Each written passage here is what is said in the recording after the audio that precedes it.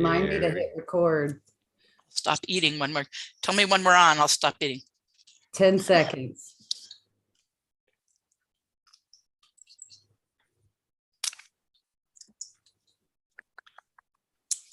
Oh, here we go. Oh, yeah, I saw I just noticed. I saw it come up on my phone, so we're going. Yep, we are live. But what do we say? Good morning, good afternoon, Oh.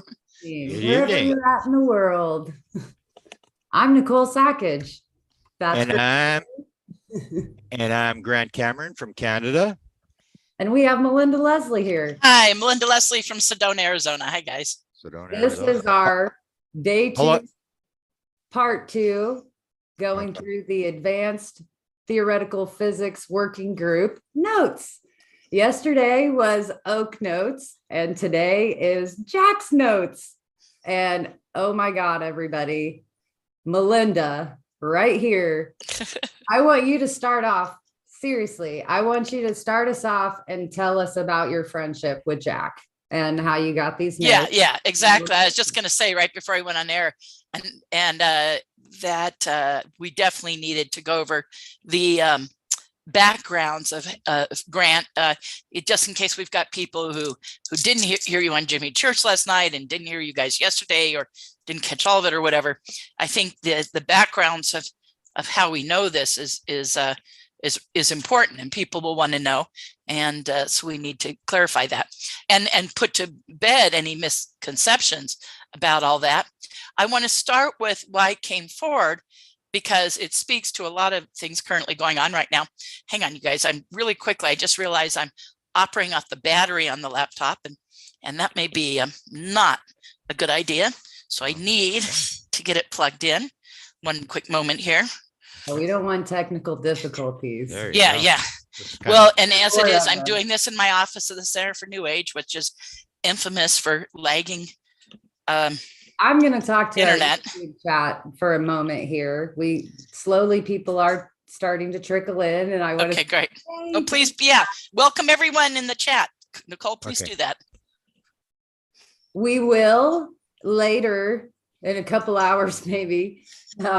We will do audience participation questions. We know we're going to go through a lot of information here, sharing Melinda's or Jack's notes that Melinda has, and we are going to kind of compare them to the notes that Grant has and that we've already been talking about for the last couple of days. So please, I know if you guys want to ask questions as we go along, I'll try to follow in the chat as much as possible. I'm going to try to let Grant and Melinda just start going in on this. It's so much information. I know everybody got a taste of it last night with Grant and Jimmy on Fade to Black. And we all know Melinda called in on the break. So, there's a circle of information happening already. Jimmy called me back later. You're such a troublemaker. We were being very funny with each other. It was great. So you're queen of troublemakers. I said, I wear that crown proudly. Hi, Tom. Tom's in the chat. Tom is here. Hello, Tom. Hi, Tom. So I thank you everybody for participating and being here. And I'll let Melinda start. Are you ready to give us? Okay, sure. Well, I'll start with, first, I just want to say, I came forward with these notes. We lost Nicole. I'm here. Well, she's gonna watch. Gotcha. Okay, she's gonna be a lurker. Okay. Well, no, I want her involved, man. I want her comments. Okay. Yes, Okay. So I came forward with these notes, which were Jack Houck's notes from the Advanced Theoretical Physics Working Group meeting at BDM Corporation in 1985. And now I had these since Jack passed. Jack Houck was a friend of mine. I can go into that background if you want me to. Mm-hmm. But when I realized so much was being said about Oak Shannon online and Twitter, Facebook, before Jimmy Ando was even, and Project Unity were going to do the interview, We didn't know anything about that, but it was coming up, and you had shared a couple pages, and people were looking at my history of the working group information, where I did publish like 3 of the pages in my presentation, but that's it. 3 or 4, let me think about that. Might be 4 technically that are in there, but I have actually like 17 pages, so it's 4 of 17. And it's like I realized, because of Jimmy doing that and doing the interview, actually before that, let's go before that. So starting about a month ago, people started talking about it, and I had it on my to-do list, Grant, to call Grant Cameron, who's, we're very close. We talk periodically, but I hadn't talked to you in a little while. And I had it on there, call you about a couple things, but one of them was to say, I think we should go public with our notes, because it was being talked about so much. And the Oak Shannon part of Wilson Davis was being talked about so much that I already said, let's go public. I already had in my notes, and I just been busy, and I hadn't called you and I literally always have a running list of like 20 people I need to call, and there's probably a top 5 list, and you were on there, Oh, so wow. it's like, yeah, so it was like, you know what I mean, I get busy, and so I mean, you and Jim Semivan and Dan Sheehan, and I got these people that I need to talk to about various things right now, and I did have a great talk with Danny, and had breaking news from that I went forward with Thomas Fessler. That was 3 or 4 nights ago when I did that. So, but here we go. So I realized that we should, and I was going to call you and say, I think we should. Why wait? This kind of thing. And then all of a sudden, and that remained on my to-do list. And all of a sudden, Jimmy Ando announces he's going to be doing this interview. And I'm like, oh, shoot, now we got to, and it moved up to numero uno on my to-do list. And next thing I know, I saw you put online, I'm going to go ahead and go forward with the notes. And I'm like, ding, ding, ding, ding, ding. So that's when I picked up the phone and called you and said, I've been meaning to talk to you about this for about a month, and I was going to twist your arm to do it. I'm so glad to hear you say you're going to do it. And then I said, to back you up and to back up Ando and his interview with Oak Shannon, I said, first off, I want to just put it out there, everybody. I've been talking to Jimmy Ando, and I told him, I said, that was absolutely heroic that you did that you got that interview, that the man, trusted you. Kudos to you. You scored, you landed the interview. Great job. And you got him to admit that, yes, he not only knew Wilson, had talked to him, and that he did so to vouch for Eric. I said, that's ding, ding, ding, you accomplished that, and more power to you.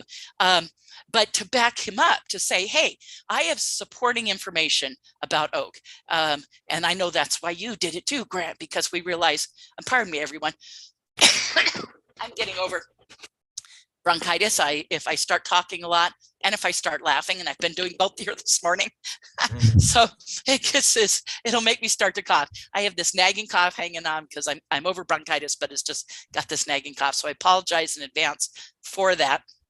And occasionally I have something to drink, so if it gets going, and I have lozenges, so I can address it if necessary. But going back to, so I said, let's put this out, and you'd already gone out and said, I'm going to release them. And as soon as I called Grant and said, I've only gone forward with 3 or 4 pages out of mine ever, and they're in my presentation about the history of the working group, because you guys out there, for those that don't know, I have been researching the history of the working group for 30 years, along with my co-researcher, Randy Kopang. And since day one of our research, we kept an ongoing timeline of every time we heard anything, learned of a new development, either of us had contact with anyone in the group, or any abductee that I knew had contact with people in the group, I was making a notation. So we have this extensive, and we were meeting other people doing that research, or have come across certain things, or had conversations about it with various members. In fact, that had a lot to do with why Grant and I were friends, because Grant and I were always sharing that research. So, and so this moved forward. So long story short, with Ando doing that, I know we both wanted to put our stuff out there to support what he did, to support the significance. Why does it matter? And I know we're going to get into this more, but the significance here is Oak Shannon and why he was a go-to person for vouching for Eric and to have the meeting with Wilson. So he was telling Wilson, I vouch for this guy. He's legit. I know him going back. Okay. And he knows him going back, even though a couple of people like Joe Merja have pointed out to me, Eric wasn't involved in NIDS at the time. But it's like, you guys, NIDS was a continuation of the working group, and very much so. And so is Bass and OSAP and ATIP, and going back to NIDS, and before that, the Bigelow group. And before that, you know, what we know is the working group was nicknamed the Aviary by some researchers. Anyways, there's this history, and we can go into more of that as we go. But the purpose of our doing this today, and I think Nicole and Grant will, even though I haven't run this by them, I think they'll agree with me, is to support the reality of Oak Shannon, his significance in that document. It is why when Grant, and you can go into more of your story, but when Grant was first shown the document by James Rigney, Grant said, oh my God, I know this name.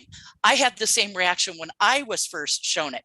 Now, Grant and I were not seeing it for the first time together, but the first time I ever did see it, I knew right away the significance of Wilson Davis, because I knew who Oak Shannon was, and I knew that meant that this was the working group. And I knew that, and I was like, oh my goodness, I know what this is.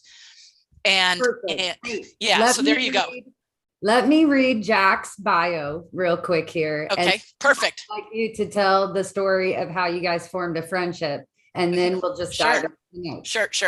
So we have George, Jack, Brandit, Houck. Am I saying his last name correct? Is it Houck or Houck? Houck. Okay. And he died March 26, 2013 at the age of 74. Jack is he retired after 42 years of being a systems engineer for Boeing, the aerospace company. He had a master's degree in aeronautical and astronomical engineering from the University of Michigan. And independently, he was a researcher of the paranormal phenomenon. Jack is a originator of psychokinesis parties and is recognized as one of the foremost authorities in the world on the subject. He has given more than 360 of these workshops to over 17,000 people during the last 23 years of his career and maintained meticulous records on each of them. Yes. And it's rather long. I have it here, and anyone can freeze frame and zoom in on that if they want. This was written by John Alexander, originator of the working group, if you will.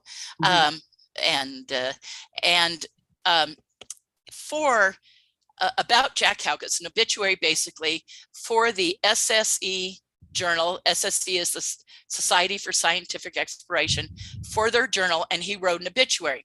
But adding in here more about Jack's professional background, I'll just paraphrase because I don't need to read it all. That I can tell you that Jack headed up what was called, it doesn't say this necessarily here, but Advanced Systems Analysis for McDonnell Douglas Aircraft Corporation. And then later for Boeing when McDonnell Douglas took it over. And right under him, immediately under him, and this will matter later, his immediate underling who took over his position when he retired was Bob Wood, Robert Wood. So, and some people already know that, but Jack was Bob's boss. I was going to say wife. My goodness, that may be more true to that. No, but no. Yeah. But his boss. Okay. And I'll read this part here. Okay, let me, here we go. I'm just trying to paraphrase a little bit. Jack held many positions, increasing responsibility at Douglas Aircraft Company.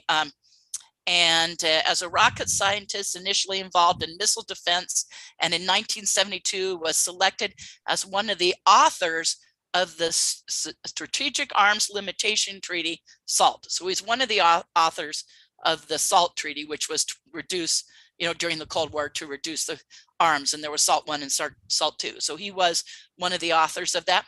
And for more than 2 decades, Jack's simultaneously managed a number of extremely sensitive defense and intelligence programs.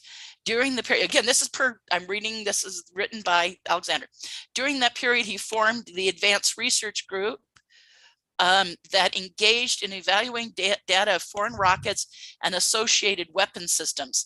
So that was what he headed up there, McDonald Douglas, that's what I was saying, the Advanced Research Division there.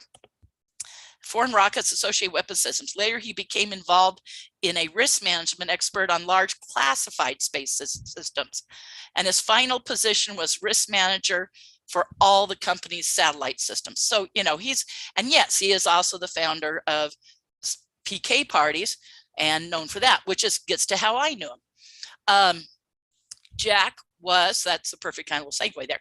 Jack, and there's more. I mean, this is a rather long bio, like I said, I can hold I'll share up, that. We'll link yeah. that in. And this might be a good time to mention, did you write it down? The UFC database. Did I say it right? Isaac's database.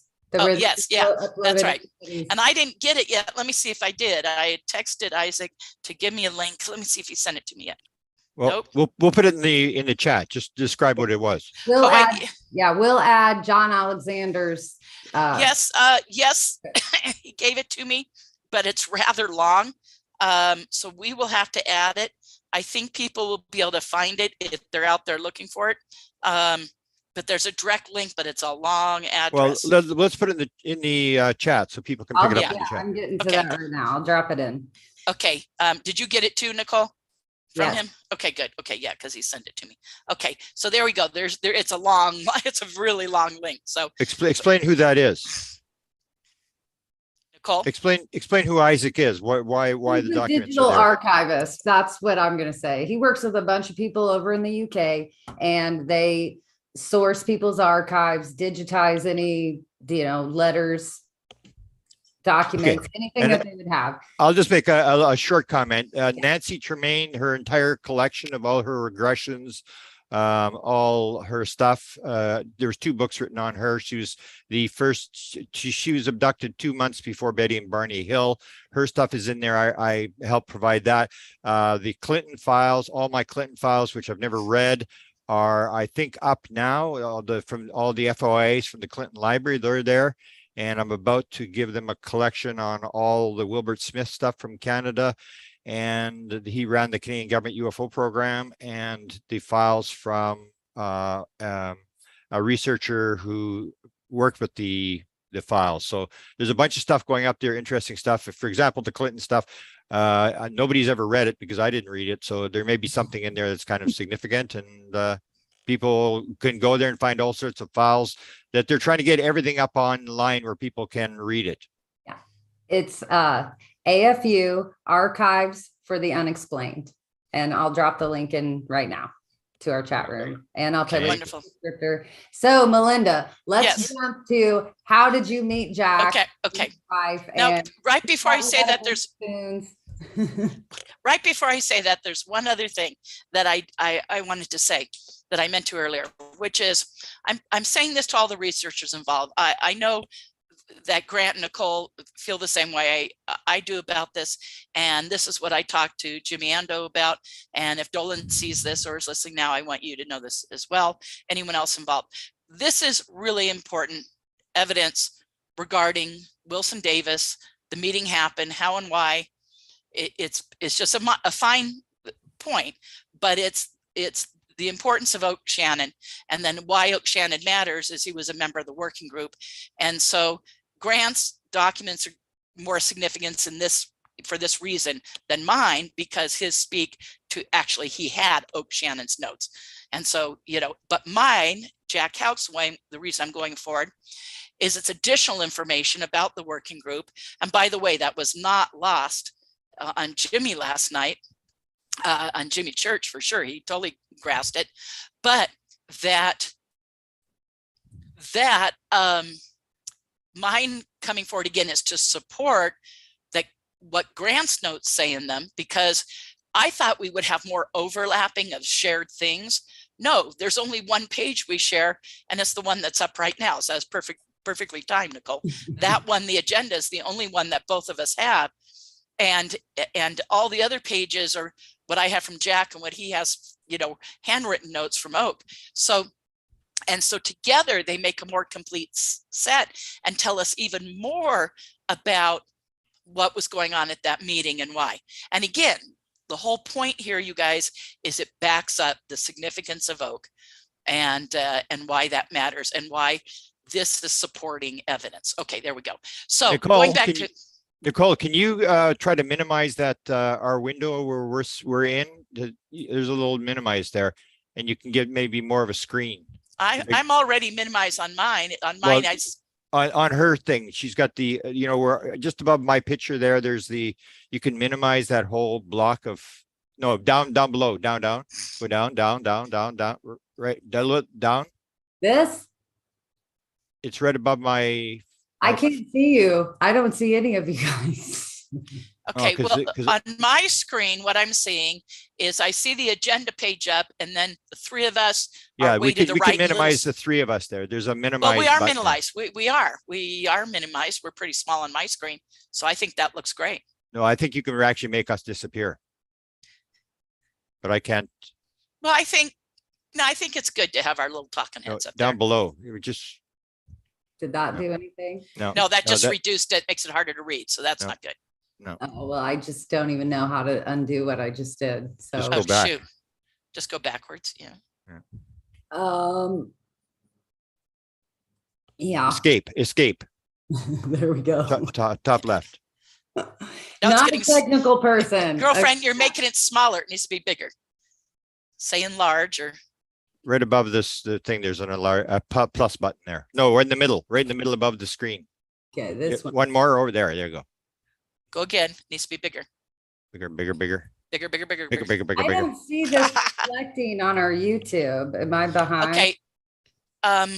Everyone out there in chat, let Nicole know. I'm not reading the chat, but I think she is. Yeah, it's there. If it looks good, if you see agenda really big and you see the page and yet you see our little heads over to the right. If everybody's seeing it the way I am, I think it's perfect.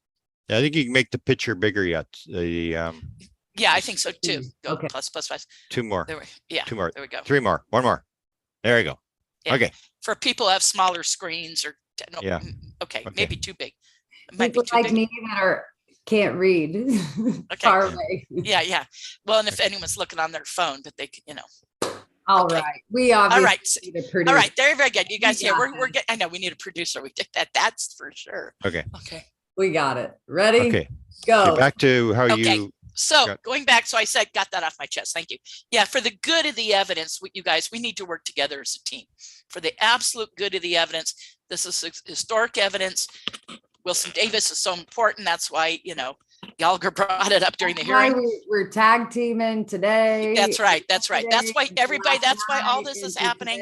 And we're all a team and everyone's on the team because it's not about us individually as personalities. It's 100% about or 1,000% about the evidence. So there we go. That's as we used to tell the kids in hockey, there's no I in team. Amen. You've got it. Okay, so now tell us how Jack taught you how to I will. I don't want to go into a lot of detail there, but no, skip that detail. Like, come on, give me the goods. I'm trying to. Okay, no, I'm just kidding. You guys, we're all friends. We'll give each other a bad time, but we love each other. Okay. So going back to I took Jack Houck's psychokinesis class, and I also took remote viewing from him. That it's a more involved story, but it started with someone I know who said, "Hey, there's this guy doing this thing at someone's house." I went to that, and then he did it at a new age educational center in Southern California called the Helix Center that I was involved in, and I went to that. So I was going to things in some people's homes, and I was going to things at different educational centers. And Jack Houck was teaching the PK for psychokinesis, and the PK parties was the name of his events that he would do because he would create like a party atmosphere. And psychokinesis is mind over matter, and it was specifically spoon bending, affecting metal with your mind, which, by the way, I teach now regularly, and I teach it here in Sedona, and I learned it all. And the first hour of the class that I do is all about the history, science, theory. I get into all about the history, how I learned it, all about Jack, And then from there, and I knew back then that Jack was involved because he talked about it at Stanford Research Institute and going there, and that Mr. McDonald was interested, McDonald Douglas was interested in the remote viewing program and sent Jack to check it out, etc. And so Jack had a big involvement in that community, and I learned that over time from him initially. And then I was taking these classes. So that was my background with how I knew Jack. I knew him for many years. I never knew he had any connection to the UFO subject until going and hearing Ed Dames give a lecture for MUFON Los Angeles. I was at the time taking a remote viewing class from Jack Houck, which I also. Uh-oh. Uh-oh. Melinda. Pause, Melinda, and refresh. That's okay. Names in LA at SciTech, an advanced teacher of his. I also took it from them. So not directly from Ed, but from one of his teachers. Oh, it says internet connection unstable. Okay, Can you hear just me keep okay? talking. Yeah. Okay. Just want to make sure if it tells me that, I'll make sure you can hear me, or if I need to repeat something. So I became very involved in remote viewing and everything. And then I was at this Dames talk again. I'd known Jack for years. I had probably known him at that point for 20 years or so, and yet never knew he had any connection. And then all of a sudden, I'm hearing Ed talk. I wait till the questions afterwards because I was currently taking a remote viewing class from Jack in Anaheim, California. And so I said during the questions, what about Jack Houck's method, blah, blah, blah, blah, blah, which was a little different. It wasn't really the technical remote viewing that Ed was doing. And Ed kind of shot it down a little. Oh, he teaches something different. It's not the same thing, blah, blah, blah. Okay. And I thought he was kind of brushing it off, but I'm like, okay, and never mind. So I never made any more of it. At the end of the lecture, everyone's breaking up. We go outside. I thought him and his girlfriend at the time were long gone. And I'm hanging out in the back of the room talking to people as they're closing down, putting chairs away, everything, And I eventually go to in my car because I have friends that went off to go to Denny's afterwards and said, we're going to be waiting for you. And I go and there was a gate to a parking lot where everybody had to funnel through a narrow area. And Ed was there, holding court, if you will, talking to a bunch of people. And I went to just go, excuse me, and go past him. And he stopped me and he said, oh, are you the one that knows Jack Houck? You guys, I was being set up, which I did not know at the time, but now I totally get it. I think Ed, like you said last night, Grant, with Jimmy, maybe he had been there just to present something, but he was, part of this group to whatever degree involved. I'm not certain. There'd be no way to know. But when he said, oh, do you know Jack? He then said, can I tell you about something that I was involved in with Jack? And he goes into, this is the first time I ever heard about the working group, was from Ed that night. And he told me a lot in a short period of time. And he gave me a whole list of names of people involved. He not a whole list. He mentioned about 10 names, but it was clear he was mentioning names he thought I would know, because he says, oh, have you been in the UFO field long? I said, yeah, very. And he goes, okay, well, so he started rambling names, including Jacques Vallée and Bob Wood and Hal Puthoff and, et cetera, Kit Green, he's naming these names. And I'm like, whoa, I knew who all these names were. And I'm like, so what was this? He goes, and the way Ed talked about it, he made it sound like it was MJ-12. I mean, he was like, what? And I knew I was being told something extremely significant and extremely sensitive. And I'm like, dang, why is Ed telling me what Ed didn't know? And I had not said, when I got up at the mic and asked questions that night earlier, I had never said anything about currently taking a class from Jack. So Ed in the parking lot says, do you think you're going to see Jack anytime soon or talk to him? I go, yeah, maybe. I don't talk to him very often, whatever. I kind of said it like that. And he said, well, if you should see him or talk to him, be sure and ask him about this. He said, I think his response will be very interesting. Loaded gun, right? Okay. And I'm like, okay, well, of course, I barely sleep that night. I'm chomping the bit because I have a class the very next night with Jack. And I stay afterwards and Jack's putting stuff in. I would often help him set up for the class and help him put stuff away afterwards. Where he's doing that, I hung out, everyone else is gone. And Jack realizes I'm kind of like hanging out, like maybe something's up. But he's just doing his thing. And I said, Jack, there's something I have to ask you about. And he's got his back to me putting stuff in boxes. And I said, and he goes, what? Well, I bring all this up. Long story short, I bring all this up. I get into the working group. I get into, and you guys, this was back in the 90s, everything I'm talking about. And Jack goes ballistic. He was so mad. I actually thought Ed was going to be hurt. I actually thought Ed just put his life in danger. I mean, Jack was so, and I knew Jack. Jack was a very mild guy, never get upset, very mild, easygoing, you know, you could say, you know, milquetoast, you know, and yet funny at times, but you know, so it's like, but he was livid and he got so mad and he leans in my face, even goes, why on earth would he tell anybody ever about the group? And he's like looking in my face, he goes, especially you, yeah, Jack knew me, let's put it that way. Okay. So, and he said, what else do you know about it? And I said a couple things and I went on about what Ed said. And so Jack ended up going, because he, you know, we're pretty good friends. So he said, okay, all right, you know, and he admitted to it and told me some additional stuff. Well, what he didn't know is like the next night or 2 nights after that, I go to a MUFON LA meeting where Bob Wood is, and I confront Bob Wood about it. And then there's that whole discussion, you know, that was just like, what, you know, and what ensued there. And then I knew some people at the time who were working in Texas with Hal Puthoff.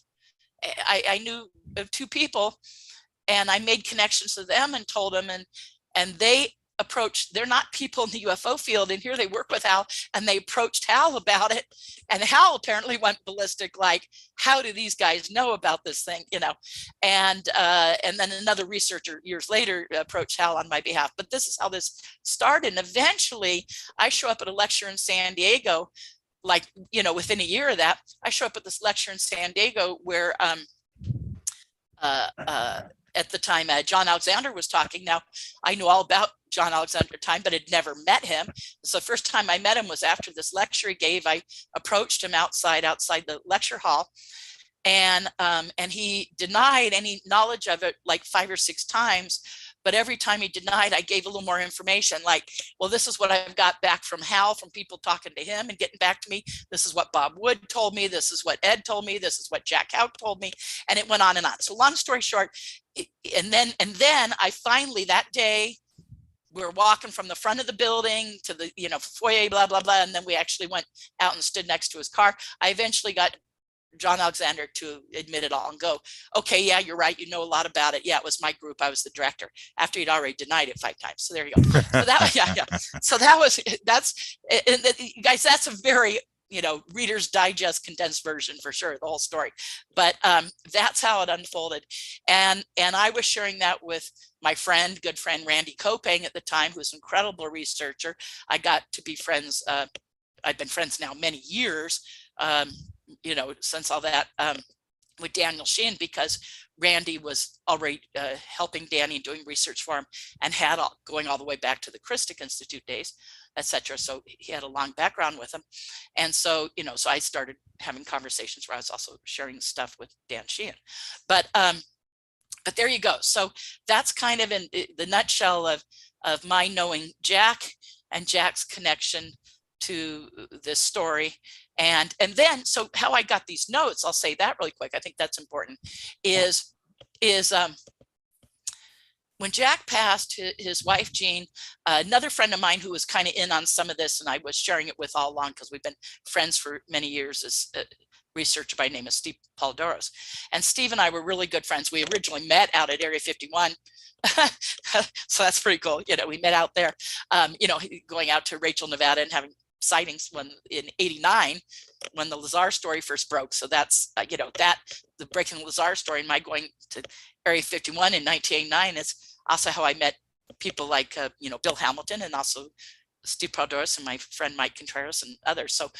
So Steve, I was sharing this with. So Steve became very good friends with Jack. He was going to his PK things and would offer help. And Steve even became better friends with Jack. I mean, yes, I was friends with Jack, but Steve was even better, would go visit him, got to know his family.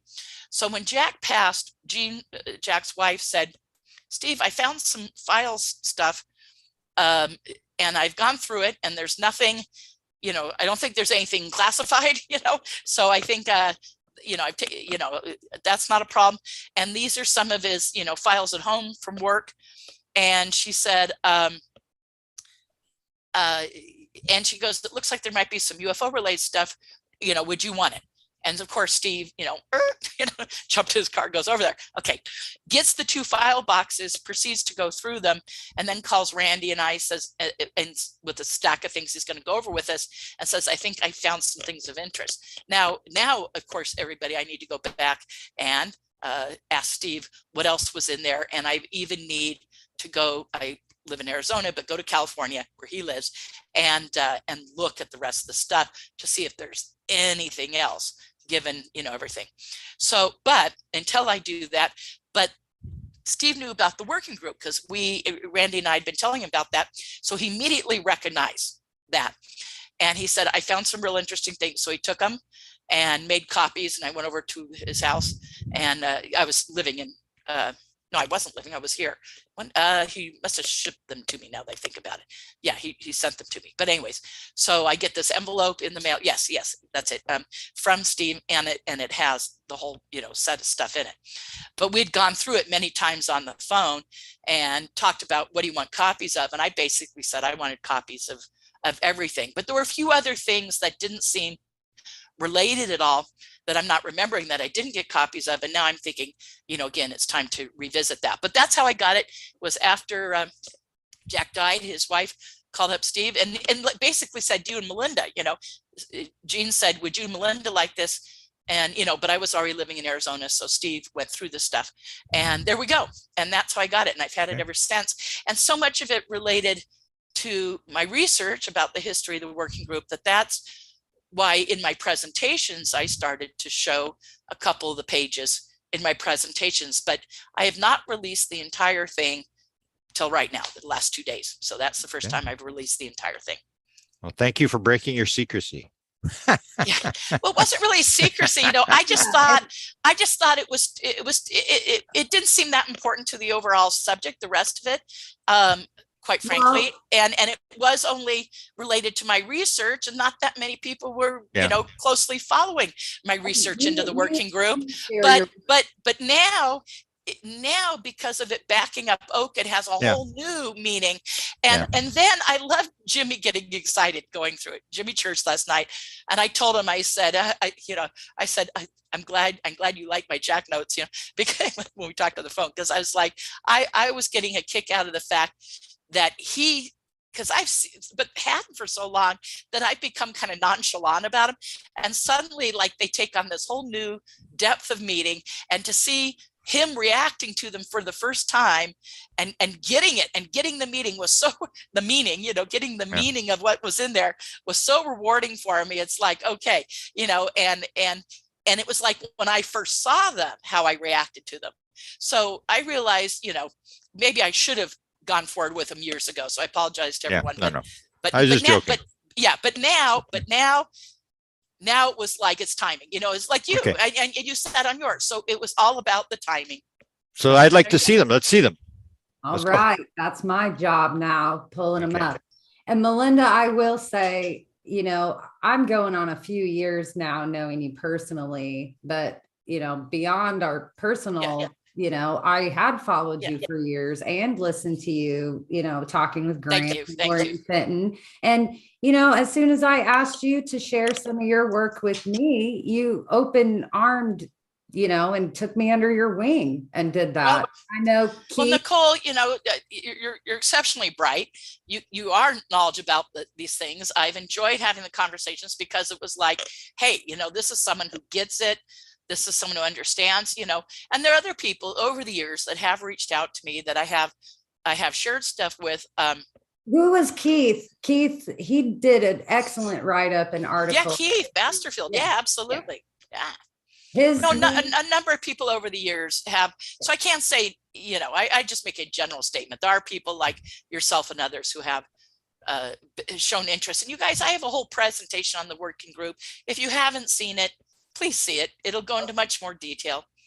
all right, there we are, page 1. And all the groups and organizations they did all along, the timeline that I have to give so much credit to Randy Kopang for taking notes. Every phone call, everything we shared, every email, he was taking notes.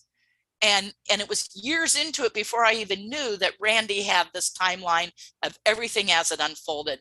And those notes, whoa, Okay, read your notes on these notes right here. Okay. So I'll read this part. It says pages marked as JH are from the notes owned by Jack. Yeah. Orange added by Melinda Leslie for past use. Yeah, the orange highlighting. The markings are original by JH. That's right. I scribbled that before I scanned them real quick because I'm like, wait a second, I need to have something that makes that clear. So all the markings, if they're in blue pen like this, they're from me, but that's pretty much it. And then the JH on each page. So if we have ever mixed them, we knew whose was whose. But every other mark is Jack. So there you go. This front page is our agenda. It says Advanced Theoretical Physics Conference, because this did take place over a few days, everyone. I don't know if everybody realizes that, And then we have how many bullet points here? 7? Yeah. So let's start with 1 and 2 and these little notes off to the side. Well, and Jimmy did such a good job with this last night, but a lot of people will say, well, we didn't hear Jimmy. So we're kind of reinventing the wheel here, but that's all right. That's because that's what we're here to do today. We've put this aside. We're willing to go like 4 hours in length if necessary today to cover all this. And people, if you can't watch all of it now, it'll be up and saved for posterity, and you can go back and catch the missing parts whenever you need to. It's part of the network. That's part of the network. Okay. So in the agenda, they have, and Grant, this is the one page that Grant and I both have, so this Oak had this exact page, and we'll get to that because after we go through my set, right, Grant, we're going to go back, even though you've kind of covered it, we're going to go back and do the Oak set as well. Like we're doing it all together. Right? Yeah, that's our goal here today. Okay. And you can tell today, everyone listening was not like really well planned out. It was like this has all happened so fast. And I did not know that Jimmy was going to go by page last night, which I'm glad. But because that was what he's going to be doing today. A deep dive tonight too. So we can leave that. So in the introduction. Yeah, everyone. Yeah, he not about this though. He's going to go back and do like a recap for those that aren't familiar of Wilson Davis. So if people are needing a recap about Wilson Davis and everything about it, that's what Jimmy's going to do himself tonight. And then my understanding has tomorrow night, I think he's got Dolan on to talk about Wilson Davis. Okay, going to this, but this is Grant and Melinda Leslie's contribution to this whole story. Okay, so introduction in the meeting. So they have the agenda, objectives, purpose that they were going to cover. And so this is how the rest of the notes fall under this. So this is, this explains the order of the rest of the notes. The purpose, they're going to introduce the attendees and describe the bona fides, their backgrounds. Okay, which like we just did. Excuse me. I hope I don't keep coughing. Sorry about that. Objectives. Explore the evidence presented available to determine if further study is warranted. If evidence from part 2 is sufficient, is there sufficient evidence to support an R&D, research and development program? Okay, so they're going to cover the R&D, and of course, you guys, they're talking about UFOs, and reverse engineering. Just to make it clear, whatever they mention that's what they're talking about here. That'll be clearer as we go, but just know that that's what they're talking about. If evidence from 2B is sufficient, what should the thrust be? Be, and then he says, and it's dash goal, the word goal written there. And D, develop an action plan and assume sufficient evidence to proceed. So assuming there's evidence to proceed with taking action. So that's what these folks are going to do. And Grant, I think real quick as a segue, before we go more into this, we should talk about who was at this meeting for those who are less familiar with it. Do you want to give your list that you have of who was there?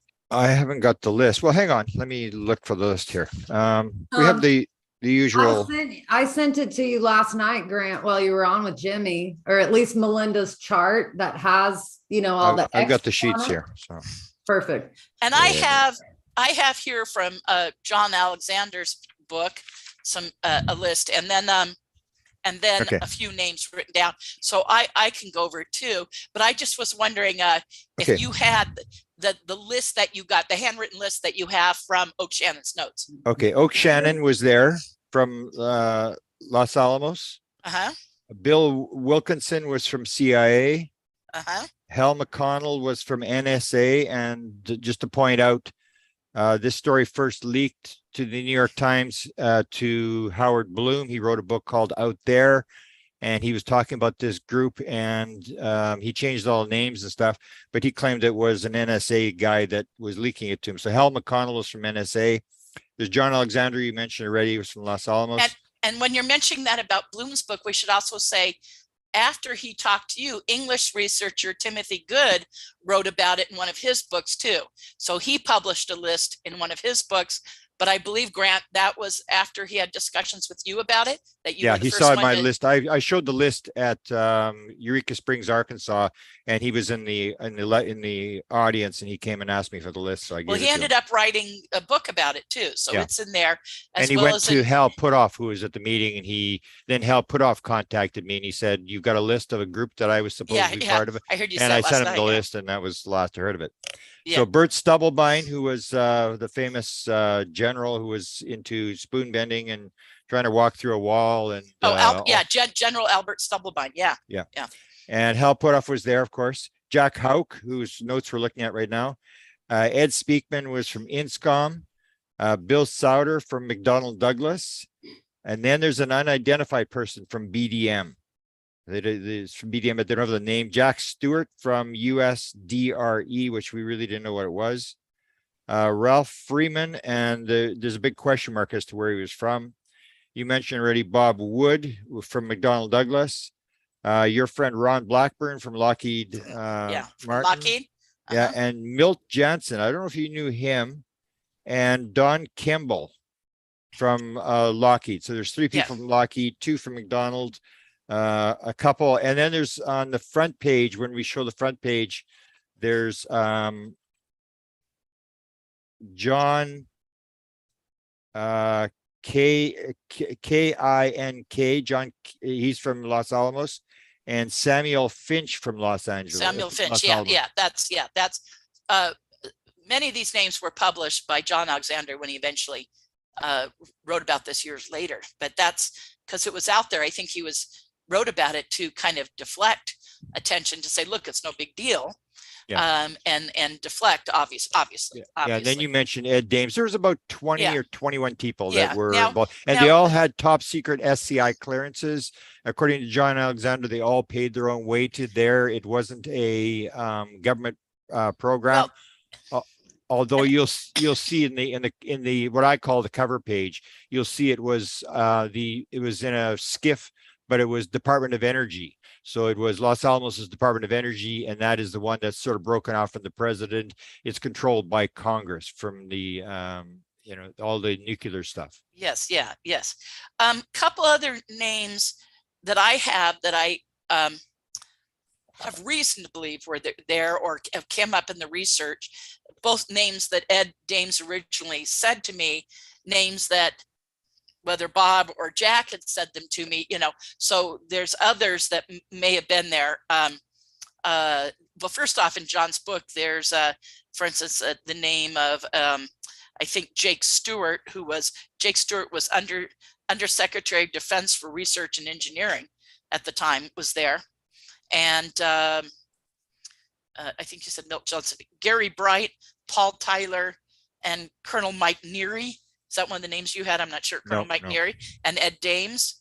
Now, some of the names I'm about to give were maybe not at the original meeting, but closely associated with these people and may have become involved later and or were at the meeting, like Dan Smith, okay, Albert Stubblebine, like you just said, General Stubblebine, Jack Verona, DODADIA, Ed Speakman, I think you mentioned them, Ralph Freeman, you mentioned him, Gordon Novell was involved, Richard Doty, Ron Pandolfi, Don Kimball or Keeble, we're not sure, with Lockheed, Kimball, Kit Green, Jacques Vallée, and Scott Jones. So there you go.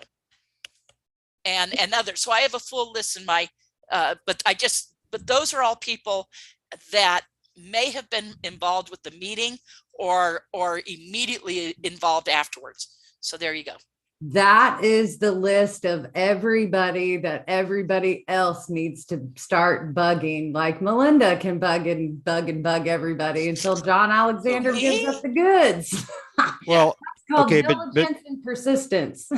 okay, but you can maybe you're in contact with Richard Doty. Maybe did Richard Doty say he was there? I can't see Richard Doty was there because Richard Doty was still operational in. Well, no, that's what I'm saying. Shortly thereafter. You know, because you get into the whole Aviary period. Oh yeah, the Avery for sure. I mean, they were which they were involved in. You all know, these guys. They're this probably still have email lists where they're all exchanging. But like but Ed I actually think they all knew the instance, secret handshake is how to put. Ed mentioned some of those names when he first told me of those people being involved, like Jacques Vallée, and I think that Ed made it sound like Jacques Vallée was at the meeting. I love any excuse to reach out to Rick Doty. So I'll reach out to him and see what he has to say. Well, that's that's controversial, right? I don't care. A lot of people listening right now, their hair's curling when you say that. Okay. Oh, okay, when let's keep somebody going. dares me not to do something, now, I want to do it. So okay, so ready, going back to going back to the agenda page. Now over here, written to the left by Jack, it says existing programs ? So they're talking at this meeting, or at least Jack makes a point to write that, like, let's make sure we get into that, which they do. That will eventually get there, but they go into, are there existing programs? In other words, governmental programs already doing this. And you guys, everybody keep in mind, everyone will go, so much of this we already know. You guys, this was in 85. This agenda was for a meeting. Everything talked about was back in 85. These guys were doing these things and talking about these things in 1985. So there's Jack going, existing programs, ? Okay, there you go.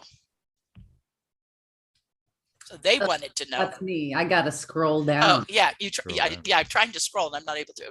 That's so going back to, purpose, wait, go back a little. So we had purpose. Got it. Okay, there we go. So purpose, to explore evidence of facts, determine quality of the known evidence. And you guys are talking about UFOs. So everybody keep in mind, this is 85. They're talking about UFOs. Okay. Determine methods to collect more information to fill gaps in information. In other words, a collection plan, like it says there in parentheses. And then it says presentations, evidence, selected cases. So they're going to talk about the evidence, selected cases about evidence, identification of quality evidence, gaps in evidence, potential collection means, potential collection requirements and platforms to be tasked, and then identification of other significant cases. Okay, then 5, analysis of evidence to meet stated purposes, as stated in under purposes in paragraph 3. Okay, conclusions, then they'll cover that. Truth versus fiction. Okay, we're always doing that, aren't we, guys? You know, what's the truth? What's the fiction? Where's the reality lie? Okay, we're doing that with the UFO subject all the time. Well, so were they. Okay, B, if true, friendly, and is, and then in the middle, so is it friendly, internal, external, known or unknown, enemy, internal, external, known or unknown, or technologies supported? So if true, are ETs friendly? Are they enemy? And are there technologies to be learned there? Okay, that's clearly what that means. C, study programs required to clarify, correlate, corroborate into meaningful data array. In other words, so can we create a data array? Do we know more by the correlation and corroboration between these? Okay. And then D, which I had highlighted for some past presentation, R&D programs needed, to do reverse engineering, to do research and development from the information that they gather. Okay. Recommendations. And you guys, I think it's important. We just went through the list, but it's important for people to realize we're talking, there's at least 3 or 4 people representing Los Alamos National Laboratory. There's 3 or 4 people representing McDonnell Douglas, which later, of course, became Boeing. And when Jack retired, he was actually retired from Boeing because McDonnell Douglas had bought it and kept Jack in a position. Same with Bob Wood. So McDonnell Douglas, there's at least 3 people from Lockheed. At least 3 from Lockheed. There's people from the DIA, the DOD, INSCOM, Army Intelligence, people representing the CIA, so I want everyone to realize that's this group of people are tied, and that was their current positions. You can say, oh, they're retired, blah blah blah. Now, not then. These people were currently doing these jobs back then. Okay, I do want to maybe comment on something here, because when you scroll up, scroll down, Sackage. All of this we see at play here, even down to like this one, R&D programs needed. So in 1985, they were saying they needed more or needed any at all. Good question. I want to question that. And then Grant, I know bullet point B in these conclusions, when I look and read it, for some reason, Rumsfeld, the whole speech comes to mind where he's talking about the known knowns, the known unknowns, the unknown knowns. Yeah. No, you're right. Absolutely. Absolutely. And that was this time period. Yeah. Right. So, okay. Those were my comments on that. Yeah. And these guys are here. They're not, there was always this thought by Randy and I, well, they were kind of independent. They were having an interest in this, but reviewing it now makes it clearer to me, which was kind of like what I originally thought with it. And if anything, I'm kind of coming full circle to think this again, which is, these folks were here representing these aerospace companies, these research companies, these laboratories and intelligence communities to get information and take it back, to what they were doing. They weren't being rogue, doing it outside of. That's why this happened at BDM Corporation, excuse me. In a secure skiff, file room, a skiff, and so they were doing it in a file room. And someone sent me something today that's worth noting, which is the guy who was vice president of BDM at the time. It looks like was one of the people there. Oh, I may not be able to bring it up quick enough, but it was very interesting thing someone sent me today that they did this research. Oh, I got to bring it up. Let me see if I find it really quick. If I don't, I'll give up on it. I'll add right now in the conclusions with bullet point C here, this meaningful data array. We still hear that now. They're saying that right now, that we need to combine all this stuff, get a centralized blah de blah. So really, they've been saying that for 30 plus years. Well, I will say this about these guys. That doesn't make sense though, when we know that like Valet has contributed. But what if he started Capella and all of that? So what if this meeting, Nicole, was kicking off? Okay, we're going to look into this stuff, but they still remain as clueless today as they were then. In other words, maybe I agree, but I still think, if this was put in place, and even if this group didn't follow through, we know that there is the database and all of this. And even what Christopher Mellon says right now about, we know we have the satellite stuff and just nobody knows to look at it. Yes. So I call a little bit of baloney on them making that such a point right now, these days. It's like, they're regurgitating a lie. because they Well, do. and we know this is the importance of Wilson Davis. I know. Is Admiral Wilson, going and going to his buddies with the SAPs, and finding out who to go talk to, goes to what we all of these figure out is probably Lockheed. They're kind of like a little time travel device. Yeah. Let's go back to 1985 and let's compare it right now to. Yeah. Well, this shows that they've been asking these same questions since 85. Maybe like Wilson getting his hands slapped to say, you don't have clarity, you can't know. Maybe that happened to some of these guys, or they took it into because, as I just said, they represented Lockheed, they represented Boeing, they represented, Los Alamos Labs, and etc. So maybe they took it back to those companies that then were working on it, and it never got put out there because it all became classified. Yeah. So I think these guys in 85 were back channeling information to those companies. Come on, that's not a far reach. Obviously, their being there in the secure meeting, was to gather information and share it back. And was their plan ever to go public and tell everyone? No. The working group, through its various incarnations of Advanced Theoretical Physics Working Group, ATP, to the aviary period, to the Bigelow period, to the NIDS period, then NIDS switching and turning into BASS, and then BASS getting picked up by the Pentagon renaming it OSAP, and then OSAP, and then ATIP, and to the stars. Until now, until the last 5 years, did these guys ever come public with anything that they had ever?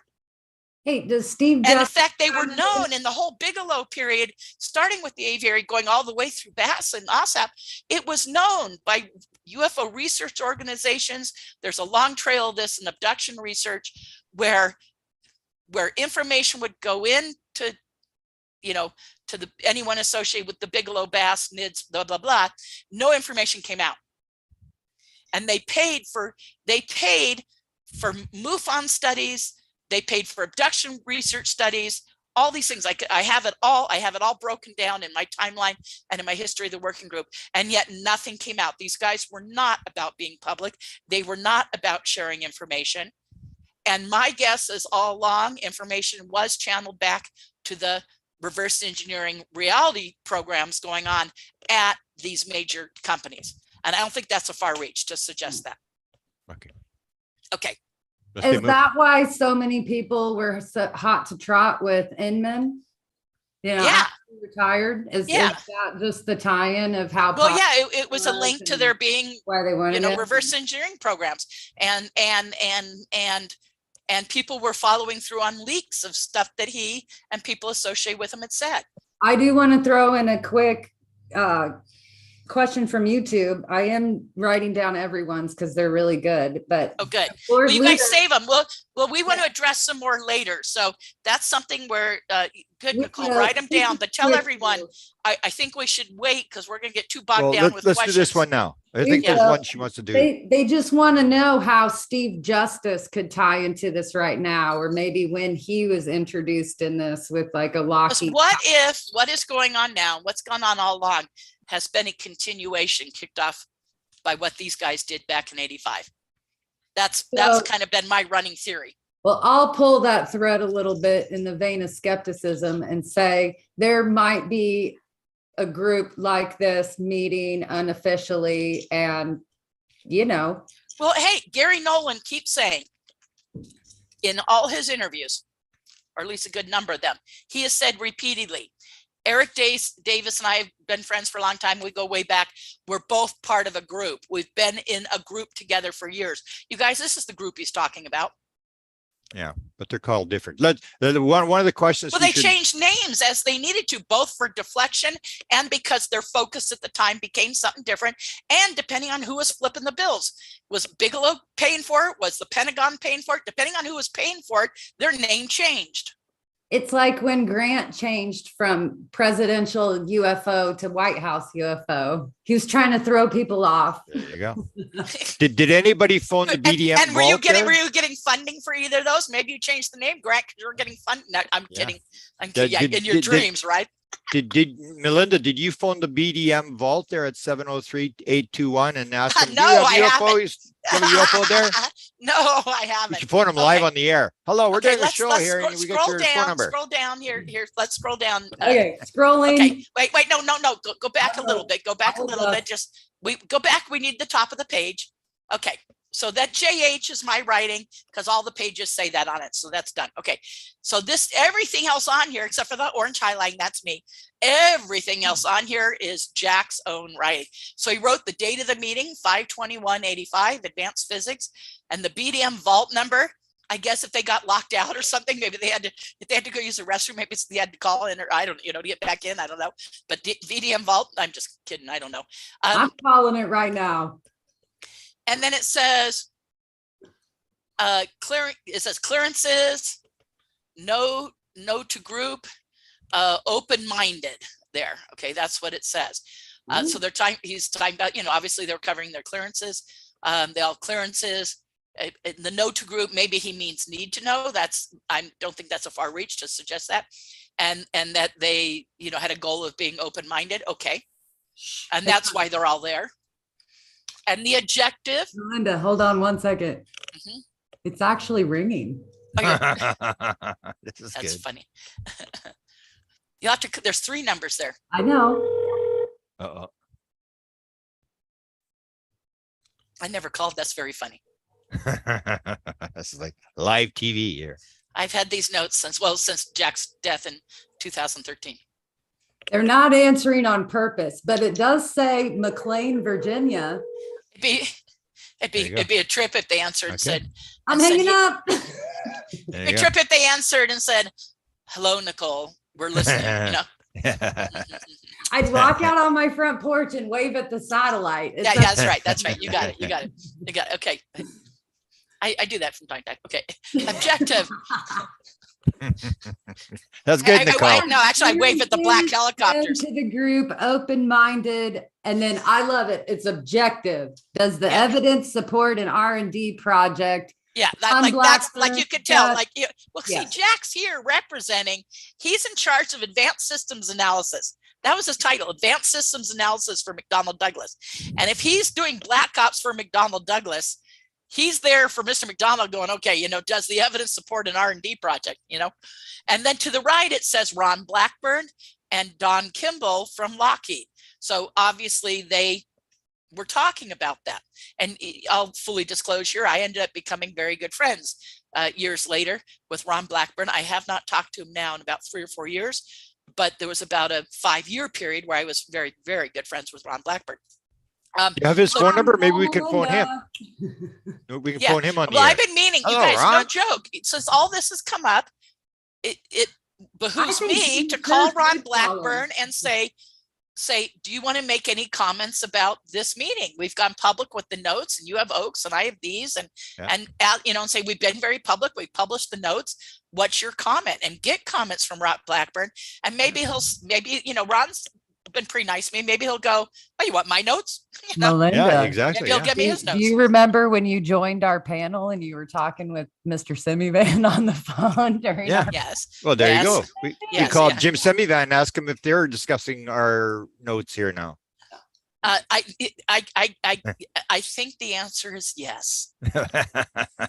I haven't asked, but I have a sneaking suspicion these guys 4 hours to get through between Oak going and now everything over the last couple of days. You could ask him from 1 to 10, how close are we? Because Gary, Gary's very active on Twitter and friends with me on Twitter. I bet he's seeing everything. Yeah, I think but we need to know how close we are. From 1 to 10, how close are we? Warm or cold?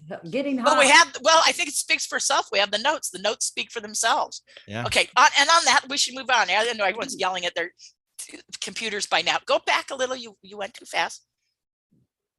I can fix it. Nicole's trigger happy over here. Go back a little. Okay. So theories. It says reports, and then it says from the various parts, all are false, all are true, and it says, what does that say under that? Origin. I don't know what Jack meant by that. What do you guys think? They're talking about the theories. They're talking about the various reports being shared. Are they all false, all true? And the origin. So they're trying to decide that. And then it says, Yeah, new, I look at the origin. none. Oh, it says none. Then it says, yeah. Others, as in Yeah. ET or terrestrial. So Oh, yeah, that's probably all. Yeah. And the origin of it. Yeah, that's true. Yeah. Okay. So there you go. And then it says that that's a good point, Nicole. You might be very right. So then it says none, ours, theirs, others, and it says T and ET. So that's terrestrial and extraterrestrial, obviously. So Yeah. others is a terrestrial others, which see now you guys, that's being talked about, this very in vogue right now, ultra-terrestrials, everything. When he said others, he's saying terrestrial or extraterrestrial. I think he's talking about others based here, you know, terrestrial others based here, well, and or that's what's going extraterrestrial. on. We've heard the invisibles, we've heard the Yeah. others, we've heard the watchers, we've Because heard he already says none, ours, theirs, others. But I and think then you others, still got to, terrestrial, extraterrestrial. but you still got to keep in mind that a lot of these terms you're throwing out in the call didn't appear in 1985. This is No. like when you're still talking about the Drake theory and they're coming in Right. spacecrafts and taking thousands of years to get here. All this interdimensional stuff and all these other things were way after that. Nobody Yeah. was talking about that. Yeah, at that yeah, time. no. right. But to say terrestrial other or extraterrestrial Well, others is I very am kind of interesting. thinking in the vein of their each own like nicknames that they might have for the phenomenon. You know what I mean? Just like I know Valet calls them the Invisibles, and Well- he has forever. You know, but nobody cares what Valet calls them. Yeah, 'cause that's what he yeah. calls- Well, I just think to say none, ours, theirs, others, and others breaks down to terrestrial, extraterrestrial is very interesting. Now, for years, I thought terrestrial, he meant like anything that's built by us or something. But then I'm looking at this going, well, no, these means guys would other already know countries, that. So other now I'm going, they Jack, mean, other- and yeah. again, we're second guessing Jack, but also from my knowledge of Jack and conversations with him where he thinks like valet and stuff. So I'm thinking, okay, this may mean others based here and not based here. And Or it could be the Russians. The Russians are other terrestrial. yeah, that's true. Because Russians, that's what I was Chinese. meaning. How yeah, we hear because the there's more of the Russians, when we get into the outline, it does get into comments about the Russians. So there The you go. Canadians may have a secret program that runs the world. You never know. those Maybe, Australians that have the Maybe. black triangles. maybe. Okay. Okay. I'm laughing. I'm saying maybe. Okay. Reports. So reports. So it says no evidence. So it says no. It says evidence. It says intelligence and NEE. NEI or CNE, but I think that's supposed to be a parenthesis. So I do maybe too. NEI in parenthesis. So NEIP, NEE. I don't know what NEI means. No evidence, whatever, whatever that. And NEI. Yeah, that's okay. Yeah, you're right. You're right. No evidence intelligence. There we go. Yeah. So that's NEI. Okay. Yeah. Thank you. He's giving that an acronym. Okay. You're right. Okay. I feel like I'm Reports. deciphering hieroglyphics. Or Yeah. those No. things. It's NEI for no evidence intelligence. Okay. And thank you. That's part of me is like, why didn't I see it that way? Okay. You've got Rendlesham glyphs built into See, these. Nicole, that's why you're here. We need your brain power, you know. Maybe we should get your kid on here. He'd probably know what everything is. Yeah. Okay, reports. Okay, probable evidence and intelligence. So that's PEI. So you have no evidence. Okay, no evidence or intelligence. Do the report show no evidence or intelligence, or do the report show probable evidence and intelligence? So that's why you have NEIP. No evidence of intelligence on UFO Twitter. Now. You're gonna piss everybody off. Okay, move on. Okay, we can scroll. So more Jack Houck notes. Okay, now is there a way to turn these sideways? Yeah. You can. Yep. Maybe this. Yeah. This one right The flipper.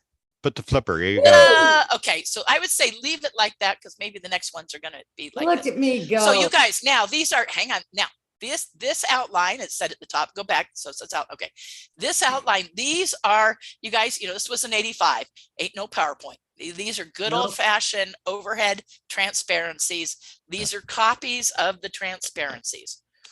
History. Okay, so this is the outline. They're going to cover history, goals, potential projects, schedule and plans, costs of what they're going to do, and security, and then their action items. Bingo. Okay, next. Let's go to the money page.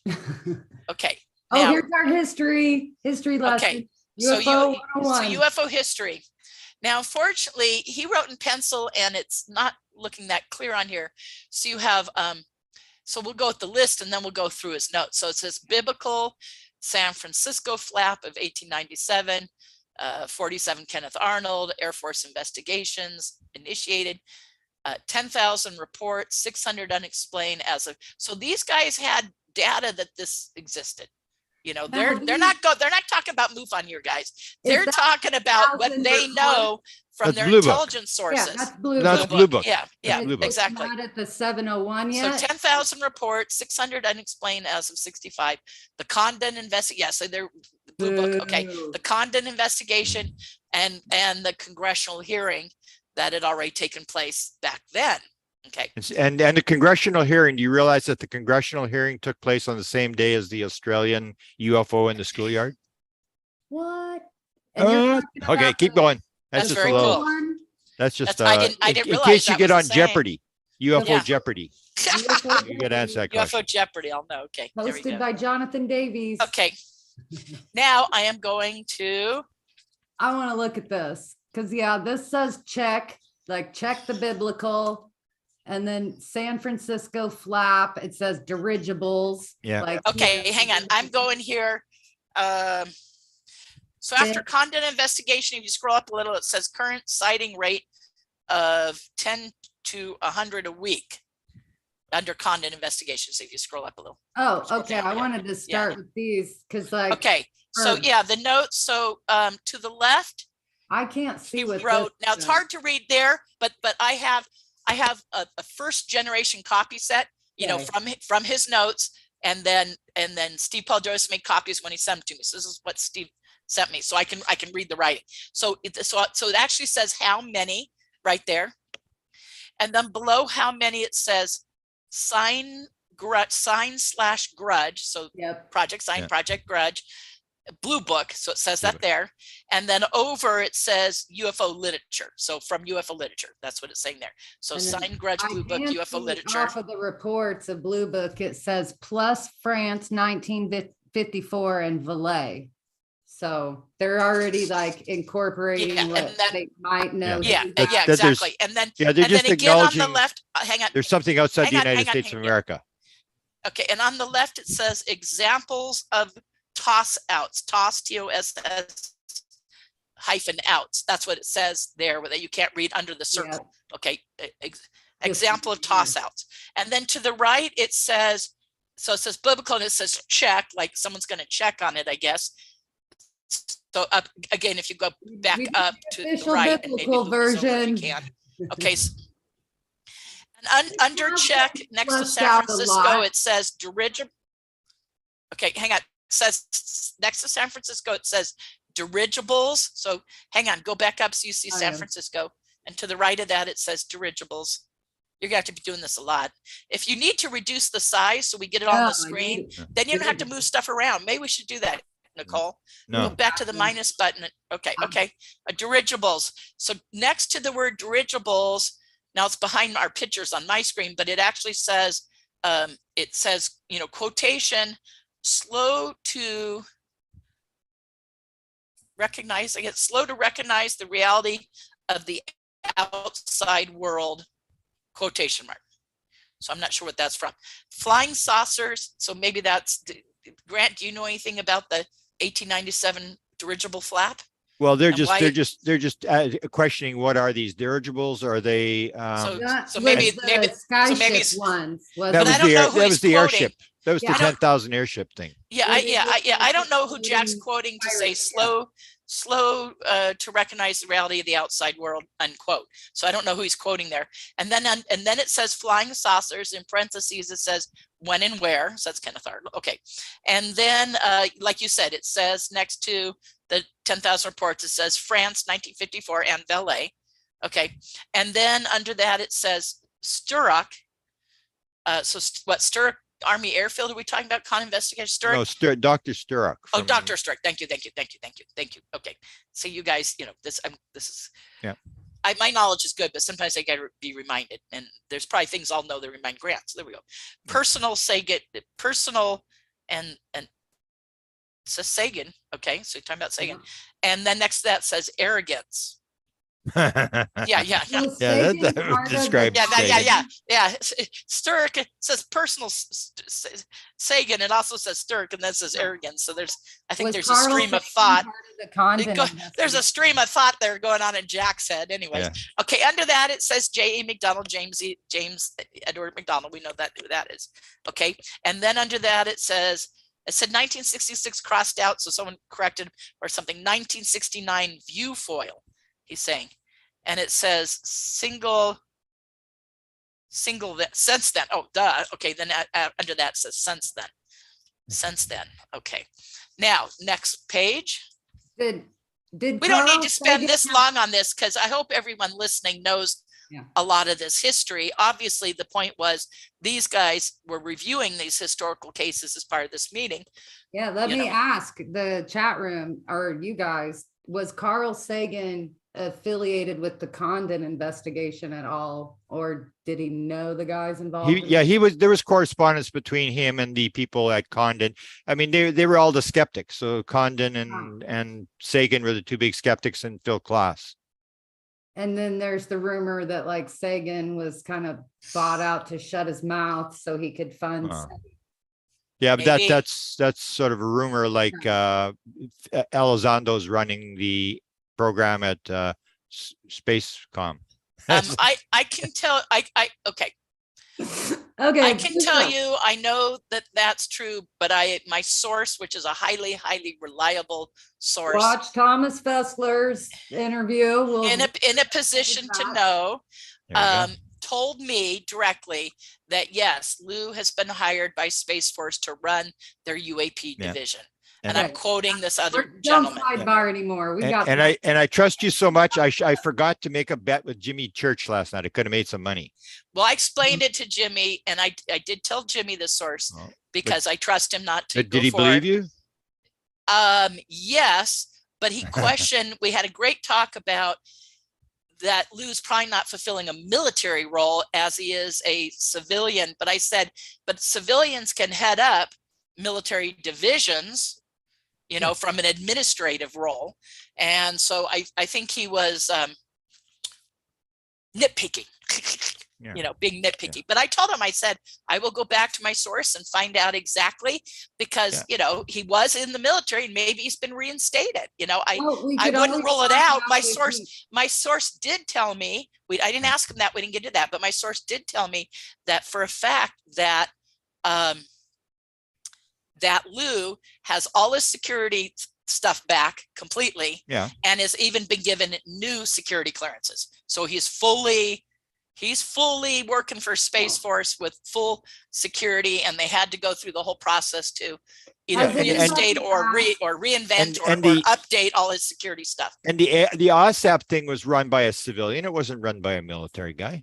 That's right. That's right. I mean, you get that all the time. I mean, military guys that when they retire, they still go into the reserves. Did he roll himself into the reserves? And maybe. Well, that's what I told Jim. That's what I told Jimmy Church I was going to find out, because he was kind of nitpicking that. And I said, well, I'll try to find out if he's reinstated. You don't need to be a thing. I mean, that's like, you know, if you saw the old Get Smart thing, I mean, Lou Elizondo selling greeting cards for Space I mean, a lot of these military guys still do like to contribute to their reserves and their state. Grant, I think he's doing more than selling green cards. Yeah, but if you watch Get Smart, it's like, you know, well, what do you do for a living? Oh, I sell greeting cards. Okay. Sorry. No, civilians, for sure. Civilians are in all sorts of military positions. Grant, stop making me laugh. It makes me cough. That's a good point. Now we've made a sort of thing that people have something to talk about now on the internet. Yeah. I think you told me. I think your source is pretty reliable. Yes. Yeah. No, you and Nicole. People know that my source said a handful of people independently can know, but my source doesn't want Lou really pissed off at him.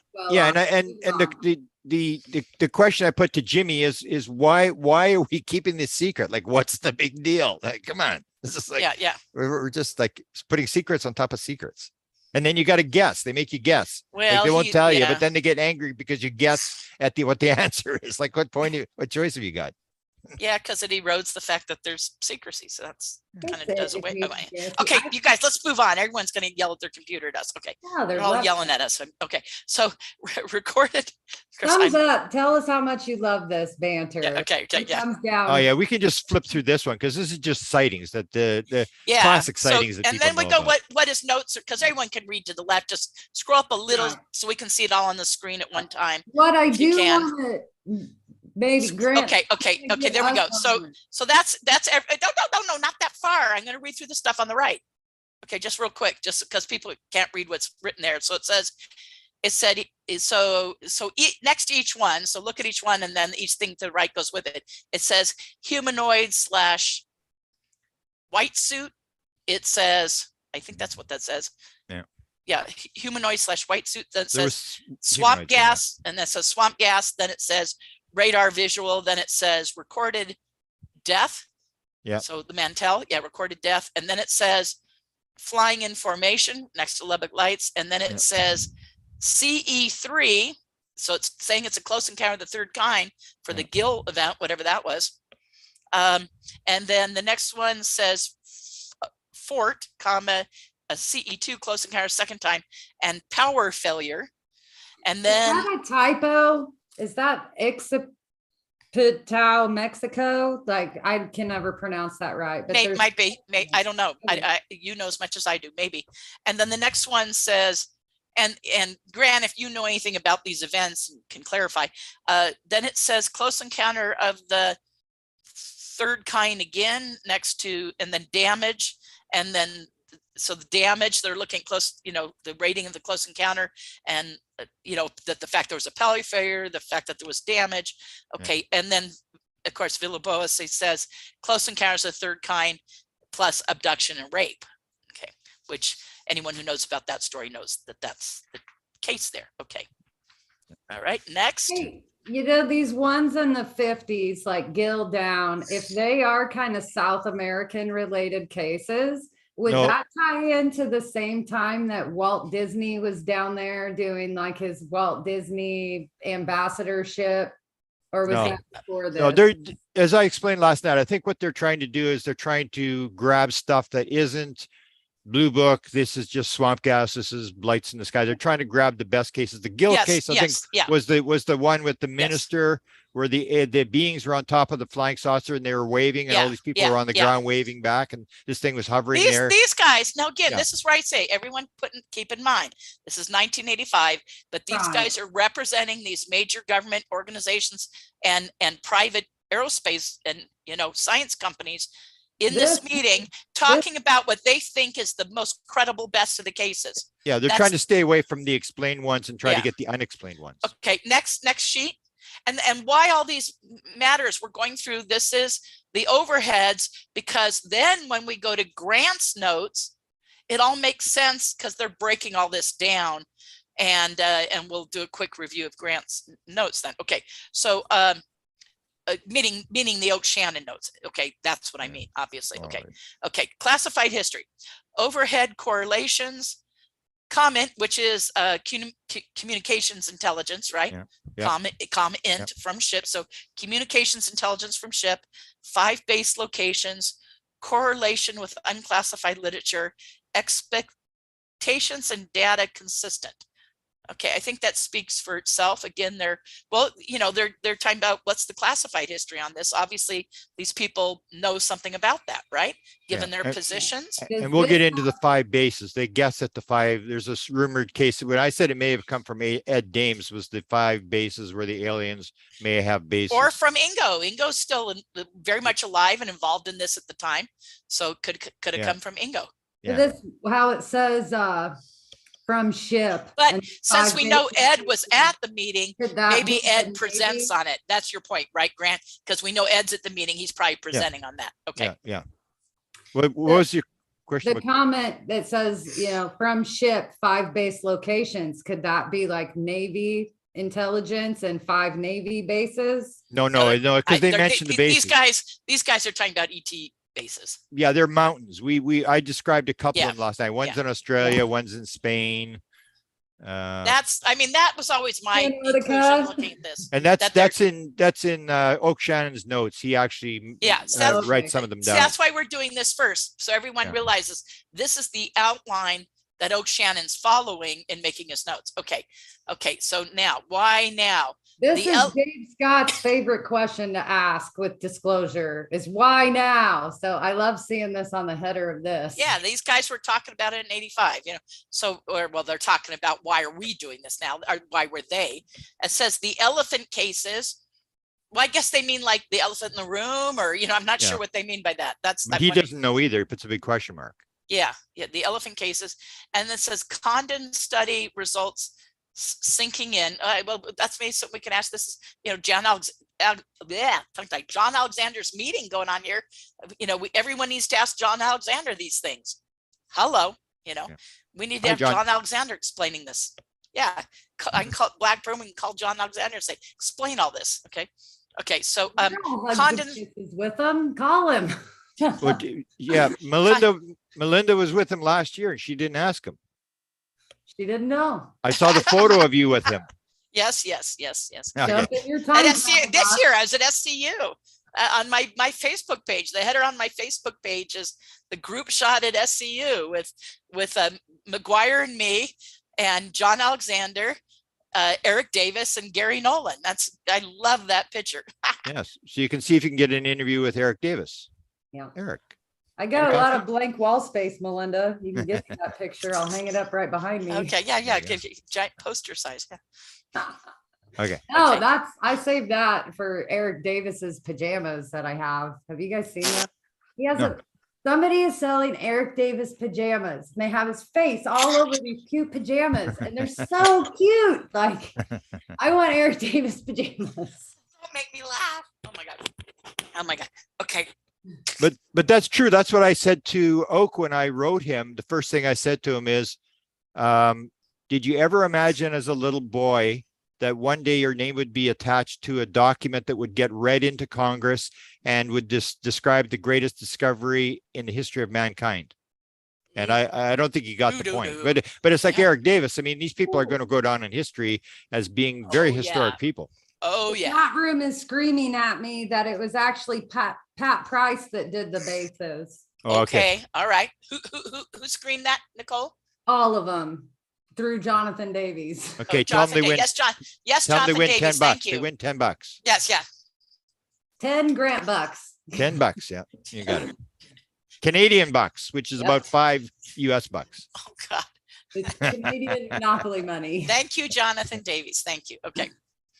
I know everyone in comments, you can add stuff. We will clarify if you say you're wrong about this or that, because you guys Grant and I are going through these just like him and Jimmy did last night to kind of figure out what do all these things mean, Now I know what I've thought about because I've looked at my own stuff for so long, and Grant has looked at the other notes so long, and I'm going to defer to him quite a bit come that section.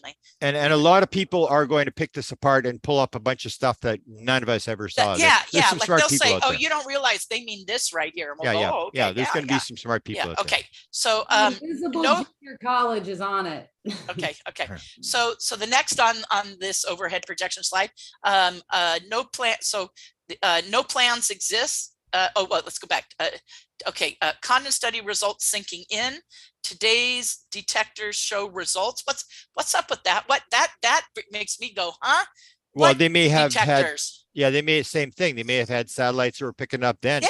We're thinking it's a new thing, and they're saying because some of these guys would have access to satellite intelligence, and you're saying in 85, these guys are going today's. Meaning in 85, detectors show results. I'm like, what the bleepity bleep do these guys know?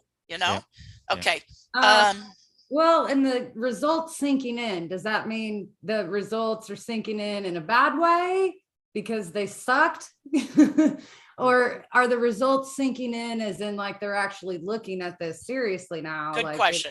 Well, I think what they were trying to do is they're trying to pull out the positive stuff from the Condon report, because Condon report basically just poo-pooed the whole thing and said there's nothing to it. And yet, according to Stanton, there was 22% unexplained. And so they're sort of making the point that so that that's people are starting sinking to in realize the Condon report was a big scam. And amongst exactly. Grant, I'm with you on that. I just keep thinking of Houck being like, they didn't even look at the reports. You didn't even look at that. Like whatever it was. Well, like, but that 20% stuff, and realizing that, you know, those results were sinking in amongst their compadres in these various companies and whatnot, you know, those results were sinking in. So that I think Grant, you nailed that. I think you're right. I think you're right. Breaking news. Hold on. Breaking news. Tom Whitmore says, Lou is a contractor with the Space Force. I verified it directly with him. Okay. Now ask him what's he doing? Selling greeting cards or running the UFO program for the Space Force? Because there is threats from out there. That's the whole point. The part of the Space Force is to protect us from threats from Russia, China, and out there. I say, according to my source, which is one step away from Lou, says to me that he is running the UFO part, the UAP part. Okay, I'm gonna put a message that Jimmy Church is gonna see here. Okay, I'm gonna. Yeah, let Jimmy know. I'll let Jimmy know. We'll see what he says. But Jimmy will say, "I'm right." So Jimmy will wave his flag. I told Melinda, you know, that he's just an administrator. But I said, Jimmy, you're probably right. It probably is just an administrator. I have no idea if he's been at any military position reinstated, but I will find out. Here, you guys keep going. I'll call him and laugh. You guys can watch me laugh. No, put him online here. We've confirmed he's a contractor. Yeah, let's pull a Jimmy. Jimmy does this. Yeah, Jimmy, let's go to Jimmy. Jimmy, we're on. We need you. This is like live TV here. Every week we'll get a thing. Saved under a code name. Hold on. We could have a weekly show and we'll phone up people. Whitmore's you guys. I can imagine Tom Whitmore must be laughing. We can phone up the Pentagon. We can phone up all sorts of researchers. I'm gonna go to a payphone and call that other number back. But Jimmy's gonna glow it in my face though. Jimmy's gonna be like, "Told you so, told you so." Or we can phone Lou Elizondo. Do you sell greeting cards? What are you doing these days? We could call Lou. Jimmy could do that to Lou. This will be good. We're gonna have Jimmy Church on the show. We'll put it in the promo. Here he is, maybe. Hi, Jimmy. What's up? Oh, hey, Jimmy. I'm here with Grant and Melinda. You're live on TV. Live with us. And we've just had breaking news. So Grant, what was the breaking news? Oh, you read it because you got the message from I can't. Tom Whitmore. Phone, like I just lost it. From Tom Whitmore. That Lou Elizondo is a contractor for Space Force. And he confirmed it. With Lou. He confirmed it. He talked to Lou and confirmed it with Lou. He says, I told you. I told you last night I thought you were right. Jimmy, I told you last night I thought you were right. He's probably a contractor, but I'm going to still ask my source if he's had any military reinstatement, but probably not. But still, he's heading up. The point being, you guys, whether it's yes, he's a contractor. Yes, he is heading up. Grant says you owe him $50. You mean Jimmy? Jimmy's saying I owe him 50. Here, hold on. No, there was no money bet. Melinda, Yes, I'll get you yes, sir. Space Force, a contractor. You can be a pastry chef at Vandenberg. That's my job. Melinda, my reliable source says he's heading it up. Tours. I'll be the pastry cook. my reliable source, my very reliable source says he's heading it up. All right, Jimmy, you're the best. There we go. You can put that on his show tonight. You can add that to his show tonight. She says her very reliable source is my. I'm not telling you who it is. I can't. I'll because. We don't. I think Jimmy knows who it is. Jimmy does know. Yes, he does. I did tell him. My very reliable source that asked me not to give his name says we're running way behind. You got through these things in like 2.5 hours. We're 2 hours, 3 pages deep. Because we're having too much fun. But my very reliable source says this is all live. He's absolutely heading it up. He's like the director or chief administrator. I'm trying to give this. Does Jimmy want to promote his show for tonight? Hang on, you guys, let me finish what I'm saying. Let Jimmy promote his show for tonight. We will. Hey, it's Promote better your than daytime TV. It's better than daytime. Jimmy, promote your show. Put him up to the mic or whatever. Tell him to promote his show for tonight. I'm in the middle of it right now. Melinda, I was going to call you a little bit ago. I've got to talk to you about some other stuff. Okay. So when are you guys going to, Melinda, call me when you're clear. Okay. It's probably going to be 3 hours. yeah. Like 3 hours from now. 3 hours. I can wait 3 minutes, Melinda. Oh no, we'll put Melinda on a break. No, we're doing this, Jimmy. So it's gonna have to be like 2 hours from now because I'm doing this right now. We'll get you. I'm now Melinda's Or I can talk and Melinda can make the phone call. I can talk and Melinda can make Yes, the phone call. maybe I can break away. Yes. Yeah, break away for a couple minutes. Okay. When we get to your notes, I'll break away. Okay, you phone Jimmy. For my coffee. Bye. Okay.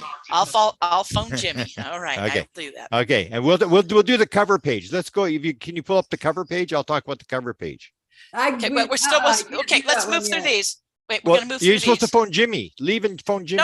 No. Let's get through these. Let's move faster through these. Okay, We're almost faster. there. Okay. We're almost done. That's what they said when they're No, actually, you're right. We're not almost done with Jack's Can we stuff. go? I'm the flipping next through it. page? We're not almost done. Security. Okay. So going back to that last one, it said today's detectors intelligence personnel know a piece. So that's significant. That last page again, intelligence personnel know a piece. No plan exists in 85 anyways. All reports tell similar stories. So there we go. That's self-explanatory. Okay, next. They need a planner. That's what they're saying. We need someone. They needed a single mom. And There you go. They needed Yes. a single mom. Okay. Okay, security should be compartmented. Duh. Okay, yeah. That's how they do stuff. Okay, should include all source data. I guess I understand that. Okay, should handle unclassified interactions and should be total. Everyone loves this. Jimmy talked about this last night. Should be totally legal. Like they'd No consider otherwise. Watergate stuff. Like I don't what no secret acid experiments on the population. Like, I mean, what are they referencing here? Yeah. That's like in the old days when they worried about it being legal. Now they don't even care. They just go try to stop Okay. us. Okay, next page, kind of important. Money. No, not yet. Goals. All right. I Possible like the goals. first one. First two. Sorry, guys. Sorry. Create a peaceful earth. Good to know. Glad at least they're concerned about that. And they call us. Because these were all the companies that made weapons, so there you go. Okay. Prevent war, preserves societal history, establish communication, obtain assistance, establish existence. So I guess that's existence of an ET presence, I'm guessing. They Okay. accomplished that one. Yeah. Yep. And break through to 22nd century science. Yes, thank you. We're Yeah, talking that's future. yeah, good to know they're doing that. Obtain now the highlighting was from me for my other presentations. Obtain technology spin-offs, non-lethal weapons, That's John biological Alexander's. controls of processes. Yeah, biological controls of processes. A little scary there. Okay, new materials. Duh. Okay. It should be agricultural production, productivity jump. Yeah, I think there's a misspelling made there. Yeah, Agricultural productivity jump. Yeah, it might be someone messed up. Maybe wideband stealth. Okay.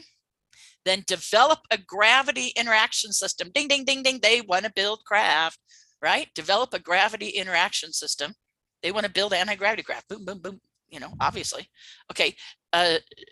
Discover high-tech, reliable paranormal performance.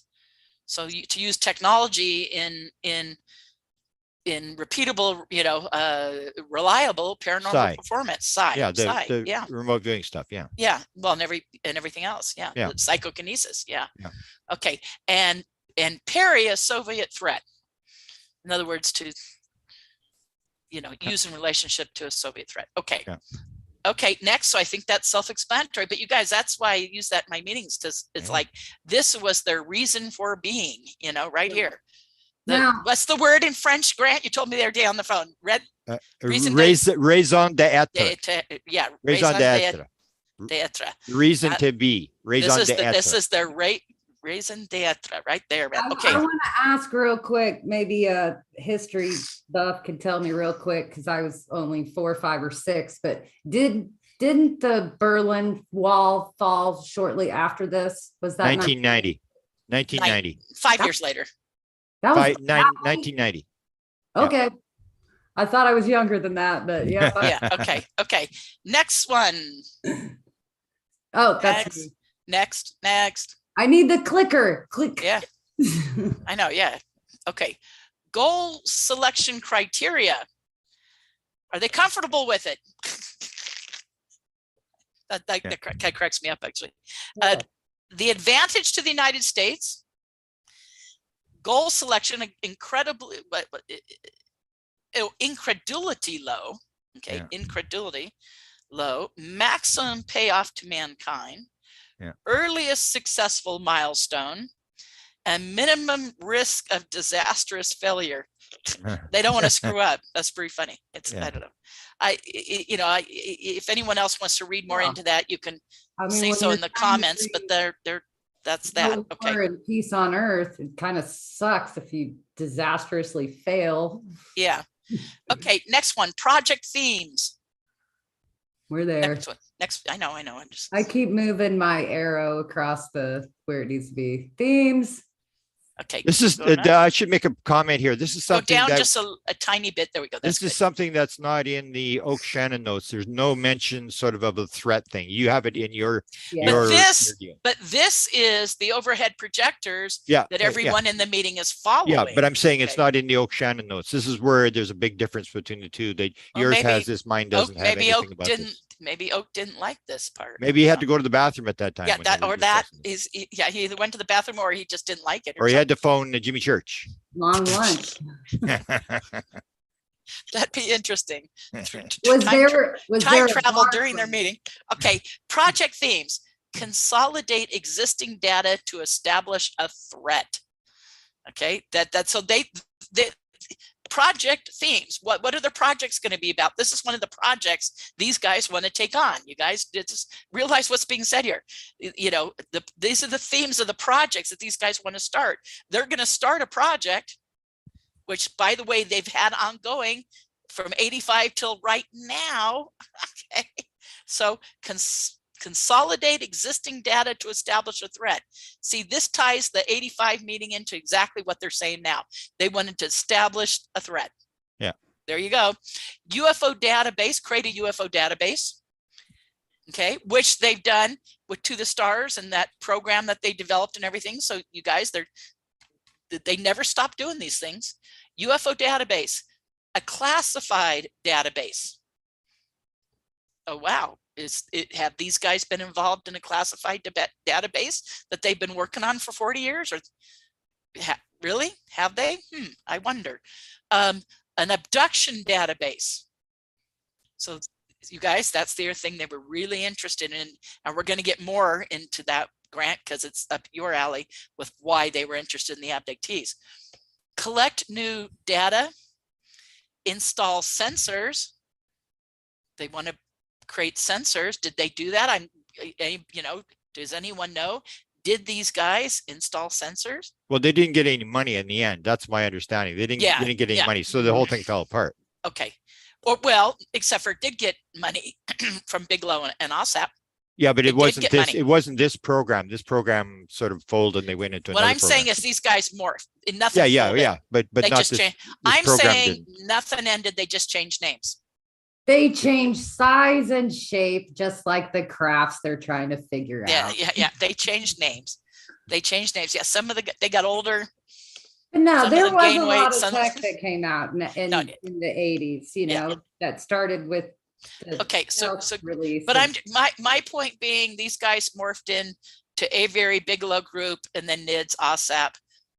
Yeah, I mean NIDS, Bass. I'm sorry, let me do this again. You know, but just kept morphing from one to the other, and that it was still a lot of the same people with a lot of the same goals. That's my circle one. The obtain Okay. direct contact, physical, psychological. Okay, so collect new data, define several credible scenarios, develop new physics theory. That's interesting, to develop a new physics theory. And then what I cite in my notes, that's why it's highlighted, is to obtain direct contact with ETs, both physical and cyclical, I mean mental, cyclical, or psi, you know, okay, psi. So does that mean Paranormal means, E5? of course, they're saying developed direct contact, physical contact, or mental. Well, no, that C5 is to call in physical craft mostly. In this case, they're saying that they would consider contact that was cyclical, psychic in nature, or psi or paranormal in nature kind of contact beyond so like physical contact. Let's channel a Palladian. Yeah, or remote view them in this case. And let's get that. I mean, this is, you know, like, you know, that's remember, this is the remote viewing, guys. So that's a big part of their thing. Is this like I'm mentally connecting with the Venusians on Alpha Centauri? You know what I'm? Okay. That's that's okay. The next one is okay. Next slide. Yeah, I think you're right. You know, it may not be as far out as some of the stuff you're saying, but maybe it was. I wouldn't rule it out. Okay. Selection criteria. A good plan will. So this is the selection criteria for their programs. So a good plan will have to do these things. In other words, okay, that seems straightforward. Satisfy prime goal and several others. Maximize success probability. Have airtight security. So in other words, a good plan will satisfy prime goal and several others. A good plan will maximize success probability. A good plan will have airtight security. A good plan will provide hooks for management review. A good plan will provide parallel paths. A good plan will involve many for synergism. I'm not sure what they mean by that. Grant, do you know what that means? A good plan will involve many for synergism. Oh, to synergize, to combine them. Maybe a good plan will mean they could combine them. Synergism, like to synergize, to combine them. The plans will work with each other. Synergy become a pop culture word. It was like when I was young. It's like everything synergize. Okay. So okay, I think you're right, Nicole. So involve many for synergism. So in other words, these plans will work with each other. I think that, okay, to extrapolate there. And then take advantage of conventional good planning methods. Right. I think that's lingo like we hear it today. Like we've heard, oh, I'm in a leadership position, or this, you know. Now we get into Jack's money. Okay, go next. Okay, hold on, because I got another bit of breaking news. Just I think it's money. Jonathan Davies did contact John Alexander directly, and he says ATP operating on the budget already appropriated for the office Alexander reported to, nothing additional. Okay. Yep. They had money, but not money that they wanted. They had a little bit. That's how I take that. I'm sure John's also going, why are they talking about this? Buy the Madar system, or what will be future Sky Hub, or all that. Yeah. Okay. Yeah. Okay. So good to know, though. Good to know that. Jonathan. Yeah. Thank you, Jonathan. You got very kisses to John Alexander. Very good. You got very good listeners here. Yes, we do. Okay. Yes, we certainly do. Okay. Evaluation procedure, evaluation data, and it says to the left under the category project alternative, and then across the top it says goal, success, security, management, parallel, synergism, planning, and rank. Now, you guys, I'm not sure what these numbers are. if they are in fact talking about money or if they're talking about numbers. So goal was 17, success 26, security 35, management 44. So I admit, when I look at this, I am not certain what they're talking about. Grant, how about you? Grant, your mic, you're muted. Grant, you're muted. Yeah, I'm just sending a message to Nicole. Oh, okay. But you were muted. So Grant, what do you think these numbers are? Oh, Because they're then to the far scaling right them. is They're- ranked. in terms of importance. They're scaling them so they can put the priorities of it's a thing they do in, I don't know, in Okay, so these management for the- various numbers must mean a point system. the and- rank and thing is at the end. That tells you how like important the it is. first one would be 36.42 because the 42 is written in one column together. So I'm wondering if that means like a point system, like 36.42. And No. then the next one would be 18.48 since the 4 and the 8 are written in one Yeah, square but the together. important one is the rank on the end. Just go through the rank thing, Okay, how they so- rank the issues. Yeah, so they ranked the issues. So detector deployment was was their number first one. priority. That was First their priority. first priority. Yeah, first priority.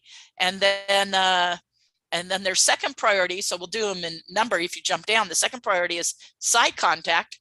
There you go. Was their second priority. The psychic was their Yeah. second priority. Their third priority was study, I guess, the overflights. Yeah. So good old fashioned sightings.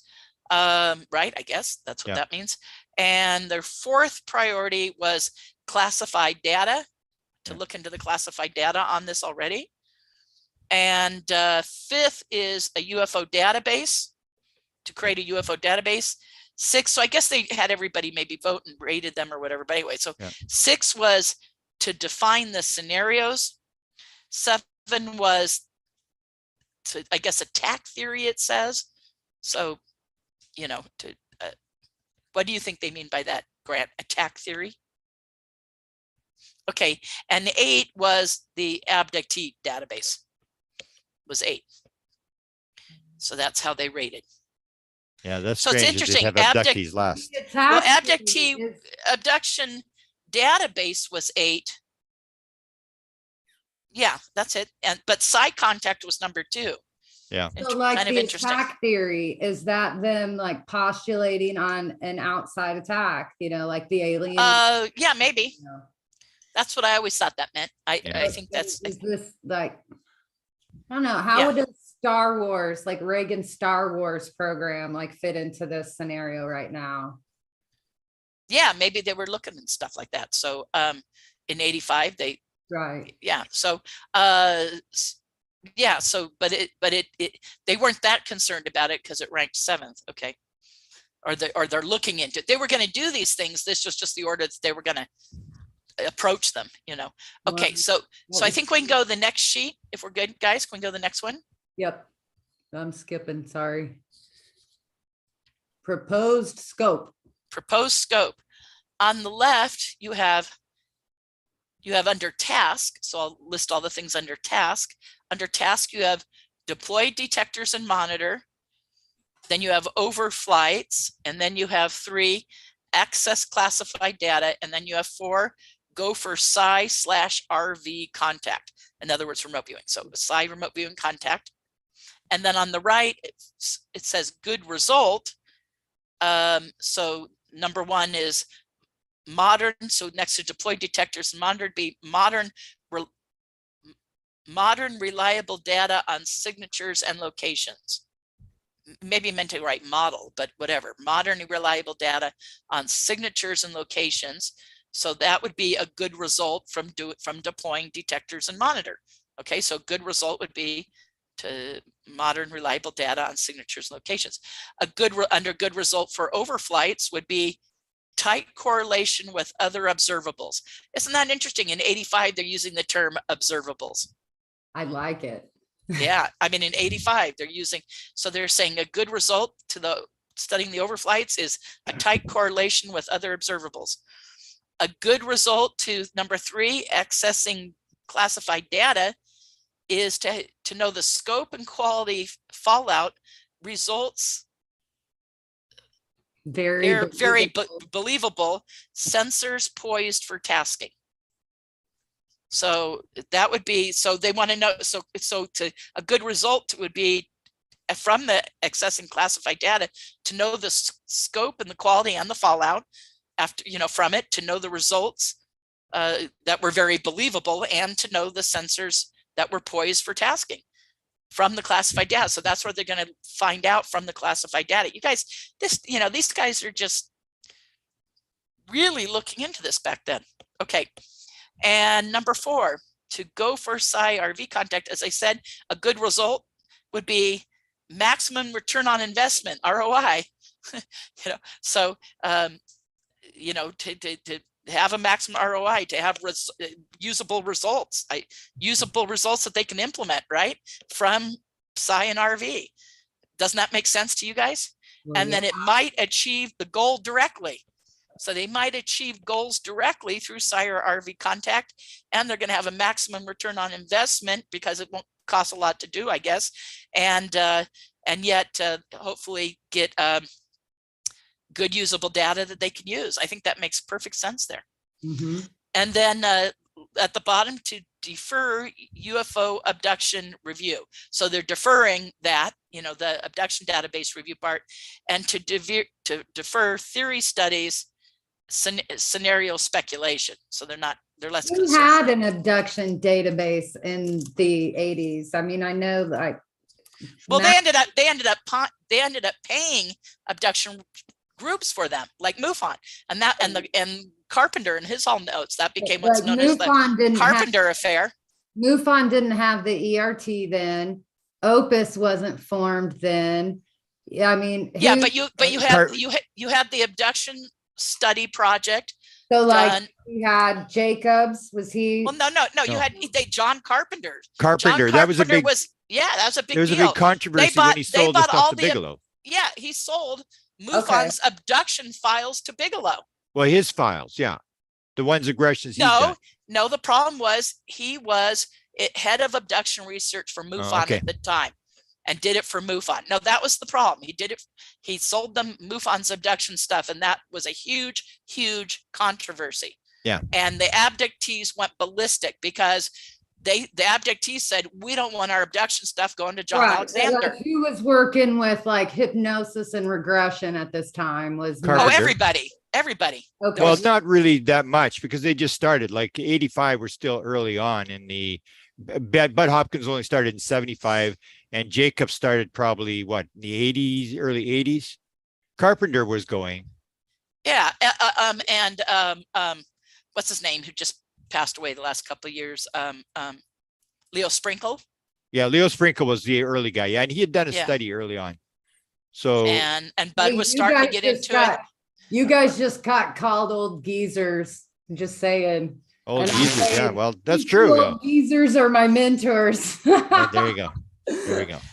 And John Carpenter actually agreed to an interview. I contacted him. He agreed to an interview. To the audience, wisdom comes with age. I know. They're teasing. This is all in lighthearted. It's because they keep saying I'm like 5 in 1986. And, and what Melinda and I are trying to do is we're trying to record everything before we leave here. Yes, that's true. To put our material on. That's true. Okay. So next is a spreadsheet done in the old program Access. Go to the next page, Nicole, please. Oh, sorry. I was still being geezer funny. There we go. Back on track. Believe it or not, audience, I'm trying to keep this moving forward and focused. I really, really am. Okay. It's herding cats. I'm herding cats. Okay. Task 1. So this is done in the old program called Access, where you would come up with work schedules. I used to do these for contracting companies and stuff. Okay. God, this is awful. This keeps people on track and schedule. Yeah, this is a printout from what would be electronically. So you'd enter in the data, and it would show you when we're beginning and exact dates. This is scrunched down, so it just shows the months, but you could expand it. It would show the dates, and construction companies would know, like they distribute this. This had to begin on this date. This had to end, and then the contractors coming in and putting all the water stuff in, and then the guys doing the electrical, and when they were there at the same time, and so it kept everybody on track. This was a big deal. So these guys, for their projects and their work, would have used this at the time, for sure. Like this is, I think it's still used in a form, but I think it's the part I was much updated. That there's Rendlesham glyphs. Hey, everybody out there, if you think we're geezers, Grant and I, these guys, right? You're talking Kit Green and Hal Puthoff and Jack Houck and and Oak Shannon and then going back to the rest of these guys on this list, and Valet and and John Alexander, they're redefining a geezer. Okay, there you go. You got to remember John Alexander started UFOs in 1947. I mean, Grant and I these guys were in their 40s and doing this when Grant and I were knee-high to a grasshopper. So there you go. This is a legacy right here, legacy show. It's a legacy program. We need a youngster. And yet, hey, you know what? Not bad math on some of those guys. They're still going strong. We were talking to Houck Puthoff or Jacques Vallée or Alexander, these guys, for as old as they are, they're really going strong. So I'll tip the hat to them. Okay. Task 1, analyze data. So I'll just read through these real quick. Analyze data, decide location. So they're saying how many months it'll take, and then let's say when you actually go into Access, it would spread out and show you the actual days. Okay. So decide locations, deploy, monitor. Task 2, select targets, do the flyovers, access. So you guys, they had every intention. Maybe, I don't know if they actually did any of this. That's what's interesting here. Did they actually accomplish any of this? Select the targets, do the flyovers, access photos. So they're going to take photos. I mean, come on, this is what it says. Task 3, establish a need to know, do interviews. Look at boom, boom, boom. They're going to do all these interviews. They probably had multiple ones right after each other. That's why each triangle is the beginning or the end of a thing, so there you go. Interviews, transcribe, and then they're giving themselves a little more time after that to transcribe the interviews and then state the conclusions from all their interviews. And by the way, you guys, who were they interviewing? Well, they're interviewing Psi people, but I'll tell you one thing that we know that they were interviewing back then, because that's in my other presentation. These guys back then were very involved with abductees. Okay, and have been all along, by the way. Right. So that's one of the things. Okay, task 4, they're going to select the viewers, select the remote viewers, pick the targets, transcribe the results, and give the conclusions of what's found in those remote viewing targets. If you go up to task 1 and deploy, there's no triangle there. If you go to task 2 and select targets and flight, there's no triangle there. And then you go down to establish the need to know. Yeah, so suggest it's open-ended. Yeah, that's right. That's right. And down here under 4, the only thing is the conclusion. So they didn't get to the viewers or the targets or to the transcription part. I don't know what prepare 100M program. I'm not sure. 100 millimeter, 100 meter, 100 slideshow film presentation. $100 million program. Oh, you're right. $100 million. That's what it has to be. It's okay. They were dreaming big, or whatever. Maybe these guys were dreaming big. I wouldn't rule it out. Okay, next page. So I think that's that's the next page. Cost. Yay! Here we go. Okay, here's cost. So you have 1, detector deployment. Now, you guys, these are prices in '85, and they were probably lowballing. Who knows? Government's always cheap. Okay, yeah. Detector deployment with not including labor, non-labor. And the K is, so they're saying this is all in thousands. So $200,000 for detector deployment. Labor then separately, 44,000 or MM. What's MM/1,000? I don't know what the M is. 44 monthly. Months, maybe months, 44 months at 440,000. That might be true. That, again, we're thinking 85. So 200,000 for the detectors, and then labor is 44 months for 440,000. Okay, we'll go with that. The total 1,000 is 640,000 for detector employment. Overflights that they want to do is 100,000.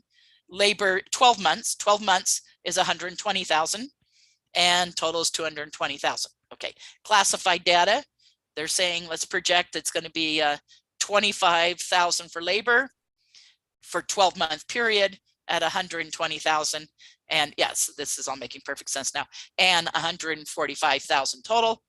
And high tech, the high tech stuff that they want to do, non-labor 100,000, and for the labor for 12 months 120,000, 220. So they're just giving very general numbers.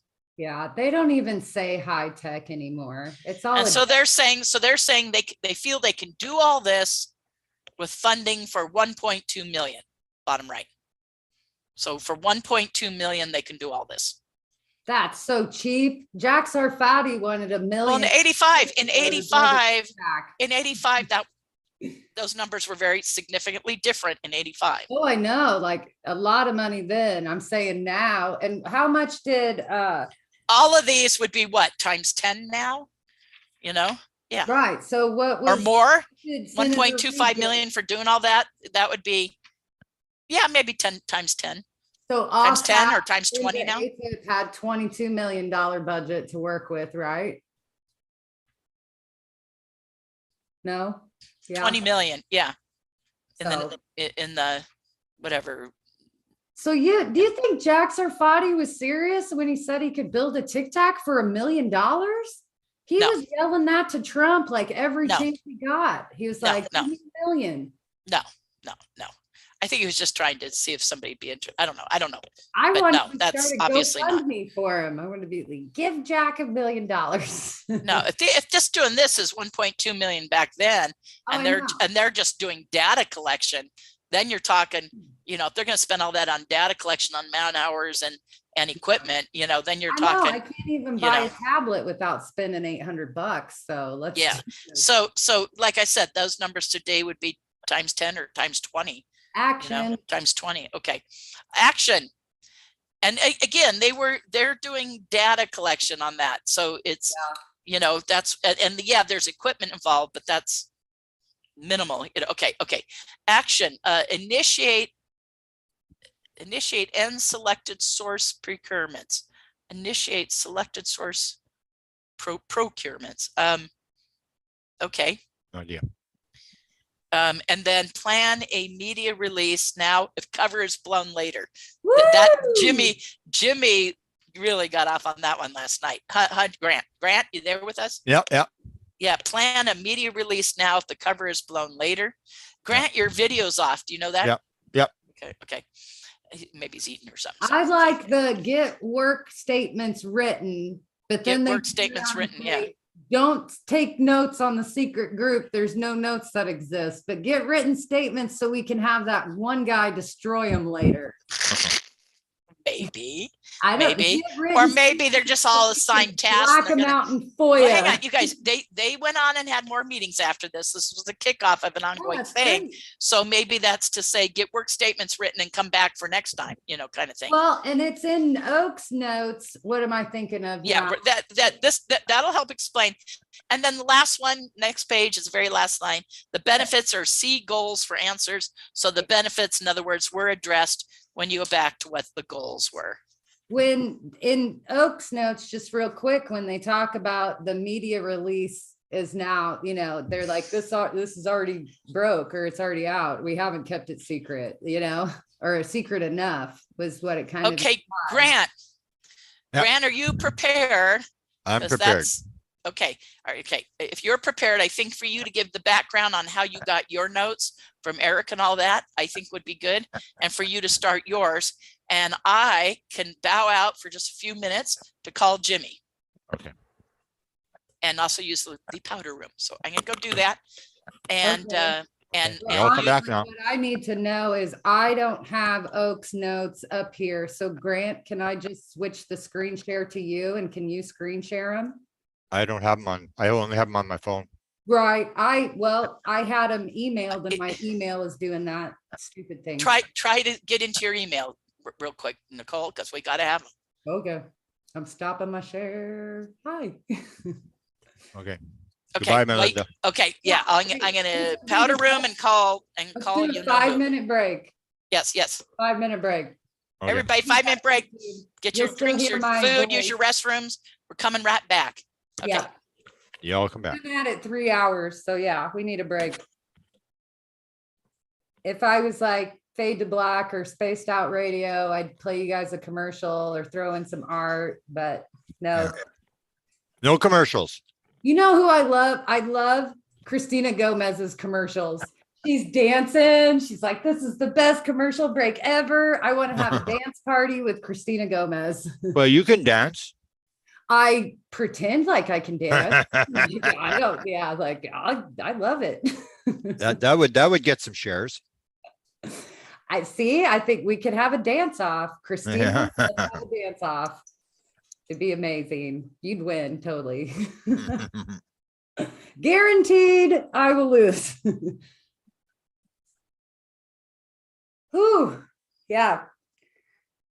5-minute break. 5 minutes. Are you timing it? Everybody in YouTube, I'm going to scroll back through and look at the questions and make sure I got them all. Okay. And you're going to pull up my slides. I'm going to not go as detailed as Melinda. Otherwise, we'll be here till 10 o'clock tonight.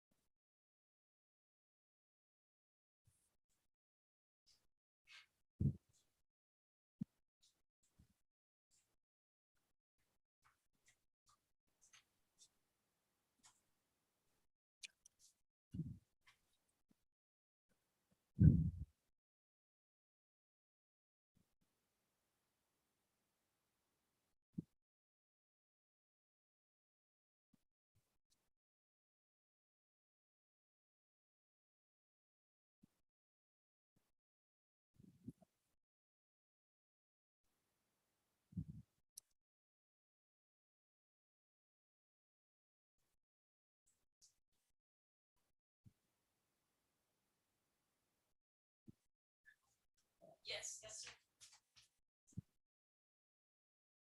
Check.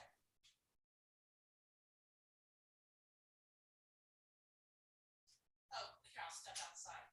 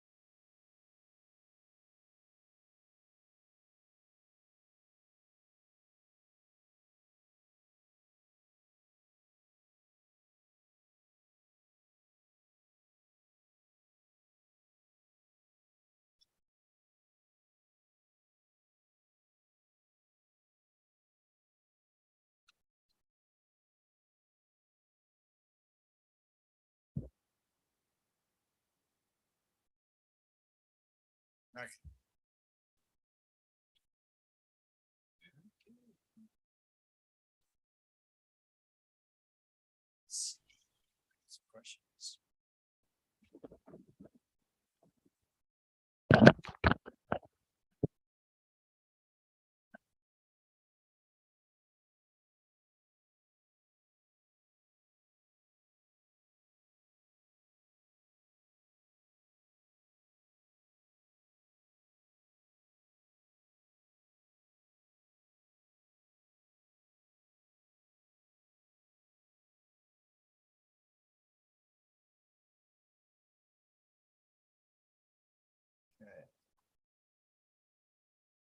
No questions. If anybody wants a question, I'll answer a question while these girls are gone here.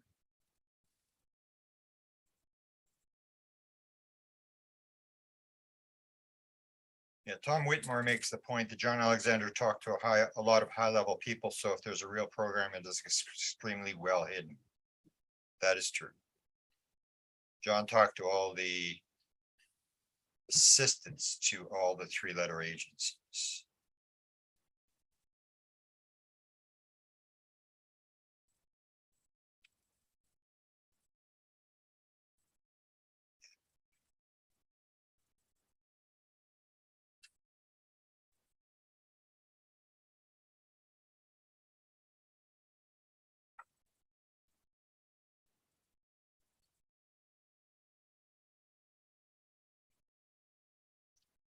What is my instinct on Corso?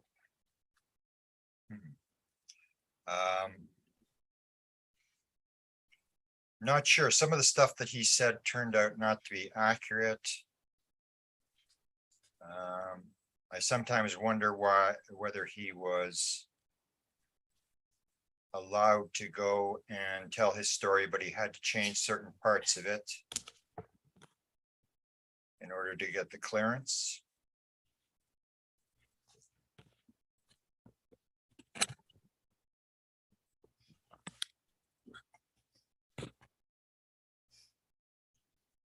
There's Melinda. Melinda, I'm Yes. answering some questions here. You can jump in if you want. Okay, are we going through all your notes real quick? Didn't Alexander write a book and publicly state he was trying to be read into the real program, but he states there was no program where we would have bumped up against it.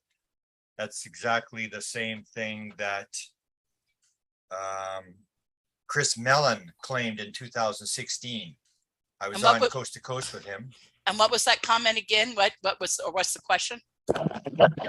You there? Hang on. Yeah. Chris Mellon claimed in 2016 that there was a program that there was no program. Otherwise, he would have run into it. And that he would have known because of his position inside the Clinton and Bush administration. Well, he's changed his tune now, says there is programs and there's legacy programs. So just because people think they are at a level where they would know that they would be told isn't necessarily true. That's true. Yeah.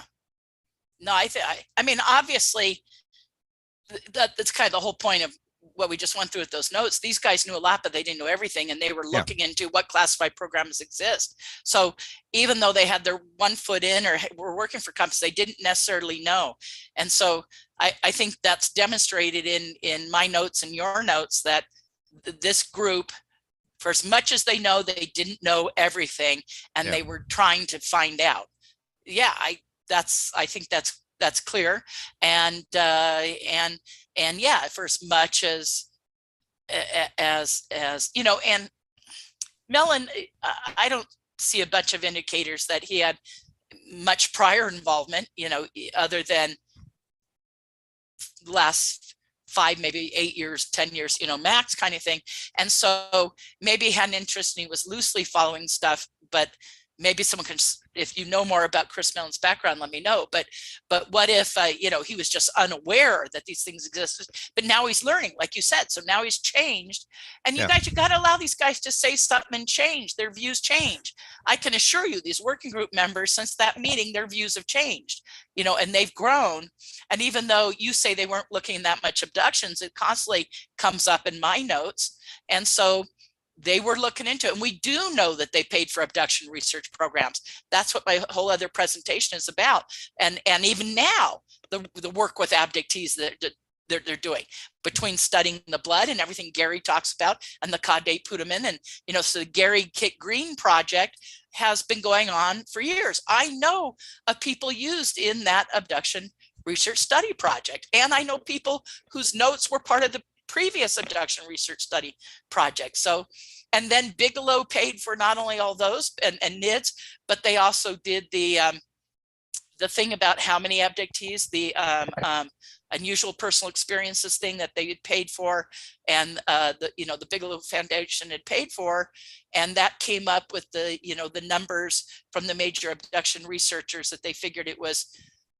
And the Roper polls, that's what I'm saying, the Roper poll results. So they paid for that, and et cetera, et cetera. So my whole other presentation gets into that. These guys have always had an interest, always involved with abductees over the years, going from one abduction research related project to the next, working with abductees until, like I said, this current time of them currently working with abductees with the blood work and the caudate putamen work. In your abduction research, did you answer the question, how many abductees can fit on the head of a pin? Are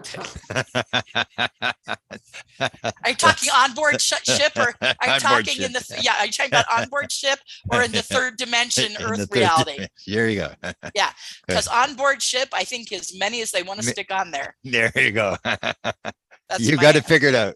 Yeah. As many as they want, as many as the ETs want to put on there, because they have control over space and time. I hear Nicole laughing. Are you there, Nicole? I am. I'm still maneuvering this email crap. And I think that actually we went over our 4-hour time limit. So it tried to boot us out, but I saved it. Oh, okay. You're welcome. You know your picture has a hand in it? Does Someone's grabbing your neck there in the photo. It's Rick Doty. He's trying to Rick Doty. Oh, I see. He's trying to shut you up. Actually, I think it's Joe Merja in that picture with me. I'm not sure, but Joanne? I was Joe mad Merja, if you're listening, is that out of it? Joe Merja? Let's phone up Joe Merja. Let's phone Joe Merja. Joe, what are you doing? Yeah, Joe Merja, if you're listening, write in the comments. Is that your hand? I'm trying to strangle Nicole. I'm pulling you in for a it might have selfie. been Bob Brown, actually, or Barbara. Hand doesn't look ancient enough to be Bob Brown. It's a guy's hand. It's definitely a guy. And it's young looking. So there you go. Has a bit of an olive tints. While Nicole is pulling it up, let me give you the background of how these notes came to me. Yes. And what the situation with the notes is now. Oh, by the way, I'm supposed to come back on real quick and say, Jimmy Church is absolutely killer dealer. He's amazing. He's all that and the bee's knees, and There you go. and him and I have something under the works that I can't say anything more about. There we go. Oh, it's more secrets. Oh my goodness, more secrets. I'm sworn to secrecy. Secrets. Everything's a secret. Okay. I know, man. I hate it, man. Transparency. At least it keeps you out of trouble. I'm in trouble all the time for. Oh God, I'm like Jimmy tells me, I am such a troublemaker. I'm always in trouble. There you go. So let me explain how I got these notes while Nicole is pulling up the slides. So now how did I get the notes? Okay. So in around the year 2000, 2001, 2002, when the Wilson leak thing actually occurred, when the meeting between Wilson and Eric Davis took place, I was dealing with various people from NIDS, and NIDS, for people's knowledge, we're doing all sorts of stuff. They're looking at cattle mutilations, they're looking at black triangles, they were looking at abductions, they were everything. And what Bigelow would do is he'd call in these people 6 times a year, Kit Green, valet, all the figures, and they would discuss this. And so he would be picking the brains of these very, very smart people. And this went on. And then they started moving down to 4 times a year and then 3 times a year. And they started to shut down NIDS. And the first person to get laid off was Eric Davis. So it was about that time. So I'm not sure when he got laid off. That was when I was basically talking to them. And what NIDS wanted from me and help put off in people was they wanted the Canadian research. I had done research on the Canadian government. They wanted, and the Canadian government, Wilbur Smith was working on gravity control. So Hal Puthoff was always big into the propulsion system. And so they wanted what material I had on the Canadians' gravity control program. So I sent that. And the other thing they were interested in that I had was I was good friends with Bob Emenegger, who was the producer of UFOs, Past, Present, and Future, both the book and the movie from 1975. Where they discuss all sorts of interesting stories about channeling an alien at the National Photographic Interpretation Center and stuff like that. And the thing that they're interested in was in the documentary, they had put in 8 seconds of a film, which was a reported landing of a alien spacecraft at Holloman Air Force Base. And as Linda Howell tells the story, there was 3 different vantage points. There's 2 on the ground, 1 in a helicopter filming this whole thing as it happened. And Bob had been given the film by Bill Coleman in the Pentagon, and they had held this film. And at the very end of the film, Coleman said, the time isn't right. It's the Vietnam War. You have to return the film. You can't put it in your documentary. And so this heavy set couple got in a small Datsun and they drove across the country with this film canister in the back seat, and they took it to the Pentagon. And so when the documentary came up, I asked Bob, I said, well, Bob, there's 8 seconds of film in the actual documentary. And he said, well, yeah. And I said, well, Bob, you told me they took it back to the Pentagon. I said, you took it back to the Pentagon. How could it be 8 seconds of film? He said, well, we were allowed to use that. And I said, well, why were you allowed to use it? And he said, because it didn't show anything. And I said, what do you mean it didn't show anything? And he said, well, it didn't show the beings coming out of the craft, and it didn't show the craft up close as it landed. I know you could see was this object coming over the mountains in the morning. It happened at 6 o'clock in the morning. So anyway, they wanted that material, and they were going to interview Paul Shartle, who had a rollover car accident 2 weeks before NIDS actually interviewed him. So they never got to interview him. And he was the guy that actually said he saw the film. He described what was on the film, and he was the security manager at Norton Air Force Base. So anyway, with that background, I was talking to Eric Davis, and he shared a bunch of documents. Some of them I have not released, some of them I have. And I was in contact with him, and he had just gotten laid off by NIDS. He was the first guy to get laid off. He was very upset. I had come through Las Vegas. I was looking for some files, and he said, no, NIDS didn't have these files. And so anyway, I had a conversation with him there and had some discussions, and we had some conversations. And at one point, he gave me the Oak Shannon notes. Oak Shannon had a heart attack, and he gave me the notes and basically said, well, Oak is in very bad shape. And if he passes away, then you can release these notes. So I held the notes for like 20 years, and I talked about it to everybody. When the Wilson leak document would come up, I said, the reason that I realized the Wilson document was so important, even though I've never read the document, I read parts of the first page, and I saw Oak Shannon's name, and I saw Eric Davis's name on the first page of the Wilson leak document. And I knew this was a real document because I knew that I would be probably the only one of 10 people in ufology who knew who Oak Shannon was. And I knew that he was friends with Eric Davis because I had Oak Shannon's notes. And when Oak Shannon went public, I said, okay, well, the game's up now. I might as well release the notes, because Melinda had made public the Houck notes in little bits and pieces of it. And I said, okay, it's time, these notes that we put this out, because he's now public. Oak Shannon had gone public with Project Unity. And I said, okay, I'm gonna do the release. And Oak Shannon contacted me on Twitter and said, well, I'm not going to block it, but I'd like to see what's coming. Can you send me a copy of notes? And I said, well, that's fair. So I scanned the notes. I sent them to him, And then he asked me the question. He said, well, I don't even sort of remember this. He seemed to indicate that it, really didn't make that much sense to him as to where. He said, where was this and how did you get him? So I described how, I had been given these notes by Eric Davis, his friend. And at that point, he didn't say anything. And so we were going live on yesterday with the notes. And it was like 5 minutes after we went live or 10 minutes after we went live. And suddenly this note came from Oak Shannon that said, if the notes get released, he has, reservations about the notes, but he didn't say don't release the notes. He said if the notes go live, they should go through Project Unity. Well, Nicole had been arranging, and Project Unity was scheduled for this Friday for an interview, had agreed to an interview this Friday with Richard Dolan and me, and we were going to go through the notes, and that's where it stood with us. And so yesterday we didn't show the slides, and today I'm not showing the slides, but Nicole apparently has them on the screen here, so I'll talk about them. And we just decided that it was after the fact, and we had already agreed. We had made an agreement with Jimmy Church, and we'd made an agreement with Dave Scott for tonight. And I had made an agreement with Nicole that I would go on her channel and I would let somebody else leak the notes, as I did with the Wilson leak document. I was responsible to get it on the internet, and I had someone help me do it.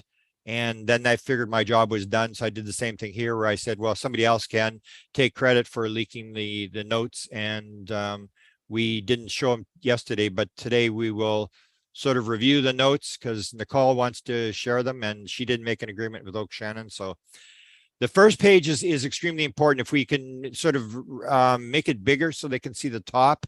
Yeah. We don't really need to see the bottom of it, but the top of the thing, and scroll down. This is, I can't remember what Jimmy called it, but you'll see it's top secret, restricted. And so it's a very high level meeting that this thing took place. And on the very top of the document, you'll see that it was Department of the Energy, which is extremely important because there are two different types of files. If you follow the whole thing with Donald Trump and declassifying documents, the president can declassify stuff by saying it. He says, okay, I want this subject declassified. Then they scramble and they go and declassify all the documents or whatever. He can do that. He can't do it in his mind. He has to, there's a grant, isn't it only while he's still president? While he's still president, while he's the executive. Yeah, see, that's he has to be the executive to be able to do that. Once he's no longer the executive, that he has no power. Goes bye-bye. That's And that's what I pointed out. That's what I pointed out with the whole thing about the videos, which they finally admitted. Mellon has now admitted that he and Lou Elizondo snuck the videos out of the Pentagon, because my only question from day one was, how did you get the videos out of the Pentagon? And it was like, well, they're declassified. It said that, and that was exactly in this judge's ruling against Donald Trump, that even if you declassify the documents, it doesn't make them personal, which means that when you leave your job, you don't get to load all of UFO videos and UFO files and take them home. They don't belong to you. They belong to the US government. And once you're no longer president, you have to hand everything back. That's like when I was at the university, I ran at the university, and they even made the point, because I was a big manager, and the point was, you could fire someone for taking something out of the garbage. We own the garbage, because what people would do is they would throw something in the garbage, then they would come back at night to take it out of the garbage. And if they get caught, they'd say, well, it was in the garbage, I'm just taking it home. But the thing was, we own everything. We own the garbage, we own the paper, we own everything. You cannot take stuff home with you. And when you leave the last day, you hand in your computer, you hand in your keys, you hand in everything, you lose everything. They take your computer, they take everything. Or if they fire you, the first thing they do is bring in security to your office to take you out before you can ruin the computer. They take you out, and that's the whole thing. You lose your power. But the idea was, even if it's declassified, doesn't mean it's personal, doesn't mean it's yours. It still belongs to the US government. So my question always was, how did they get the videos out of the Pentagon? They had to have help from inside the Pentagon to get them out, because when you leave in disgust, as Lou Elizondo said he did, you don't get to have all the videos as a goodbye present as you're leaving. And you've heard them talk about all these videos. You got these videos. I even had a friend friend tell me that he had seen a classified video of a UFO morphing. And I know that my friend is highly reliable and I know who showed it to him. And so there's all these videos floating around out there that belong to the US government. And I'm glad that they finally admitted they snuck it out. And we actually did this thing with this. I always assumed that Chris used his connections, people he knew. Right. Yeah, well, there's a woman's name on there, and I can never remember her first name. Rhonda Essex. Donna, not Donna, Rhonda Essex. Rhonda Essex was the person because we had a source inside the Pentagon, and Chase Williams, who actually put the documents, the Wilson documents, on the internet for me. It was a friend of his from childhood. He wasn't interested in UFOs, and he said to him, "There's this R. Essex. Can you do a check on it?" And I remember I was talking to him. It's 8 o'clock in the morning or 9 o'clock in the morning. I'm talking to him. He's down in Texas, and we're talking. He says, "Hang on." He says, "I got a call coming in here." And then he comes back and he says, "We got a direct hit." I said, "What do you mean we got a direct hit?" And he said, "Rhonda Essex." The woman's name is Rhonda Essex. She's in the public affairs office of the Pentagon, and that's where it's running this whole thing. And so she was the one. If you take a look at this photograph that leaked out of the Chris Mellon's website, where you see the 4 DVDs, and then you see the packaging slip, and it has R. Essex on it. That's Rhonda Essex. That's the person who at least packaged it and gave it to them, and they got it out. So that's the whole deal. I have a disagreement with Chris Mellon. He says this is bottom up. There's no drip down. There's no government handing stuff out and using, crumbs and giving stuff. That's absolute nonsense. They are getting help from the inside. There's material. You do not leave the Pentagon with videos. They belong to the U.S. government. Doesn't matter who you are or who you used to be. So I want to chime in on this real quick, because we've got Science Bob in the chat room. Oh, Science Bob. And he is saying, no, that is the property of the people of the United States of America. But it's still controlled by National Archives. When Bob left his job, it doesn't mean you can load up 32 boxes of files and take them home and say they're my files. They still belong. That's what that judge is ruling. Because it's declassified doesn't make it personal, which means it doesn't mean you can take it home. It's still, you can get copies. If you want the copies, you can file an FOIA, you can get copies, but you can't walk away with the original files from the U.S. government. They belong to the U.S. government. That is American history. It's ours, protected by our government for us. By the National Archives. When you go in the National Archives. That's right. No, Nicole, you're right. It's the government doing it for us, protecting us, because we elect them and hire them and pay them in our taxes to do that for us. Yeah, I can tell you, it's supposed to be buying for the people. That when it works, that's buying for the people. But let's move on to this interesting fact that Tom Whitmore is pointing out to us. The top secret restricted data is specifically a nuclear level clearance. Yeah, well, that's what I'm saying. This is Department of Energy.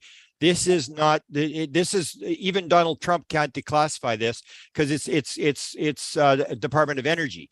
That is the one exception to the president being able to declassify anything he wants. This is the one exception. He needs help to be able to declassify this kind of stuff. Wow. And so because John Alexander was running it, and he was with Los Alamos Labs, which was and even Science Bob worked for the Department of Energy.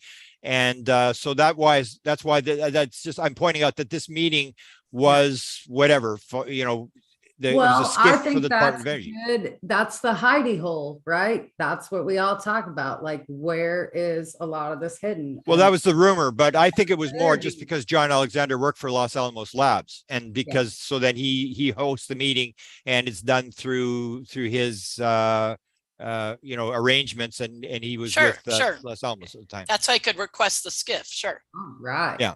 So, or any of the guys involved with Los Alamos, because there were a bunch of them that could request the use of the skiff at BDM McLaren facility. Scroll down. Yeah. Okay. I just wanted to point that out because it's a different type of document than your regular government document. It's sort of and so you see 3 guys from Los Alamos Labs and Oak Shannon was with the labs as well. He's listed Oh yeah, Oak Shannon's there. Yeah. So there's 3. And John Alexander would have picked these guys up because they were talking UFOs at Los Alamos. And you want to come to this meeting. They had the proper clearances. And John said that everybody had to have top secret SCI clearance to get into the meeting. And he also stated that all the people paid for their own way to get into the meeting. There's no government funding in terms of bringing people to this meeting. So let's go to the next page. This is a little map that they drew before GPS. You had to have maps. People drew maps how to get to the place.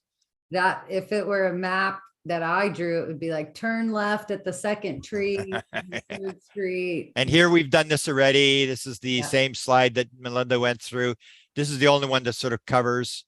And this is, I pointed out the importance of this is the whole Hal Puthoff makes a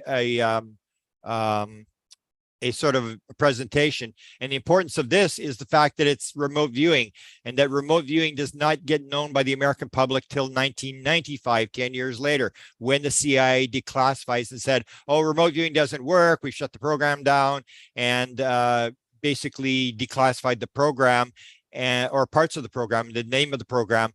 And this is 1985, and they're talking about remote viewing in 85 in this top secret, because these people had the clearances to discuss this subject.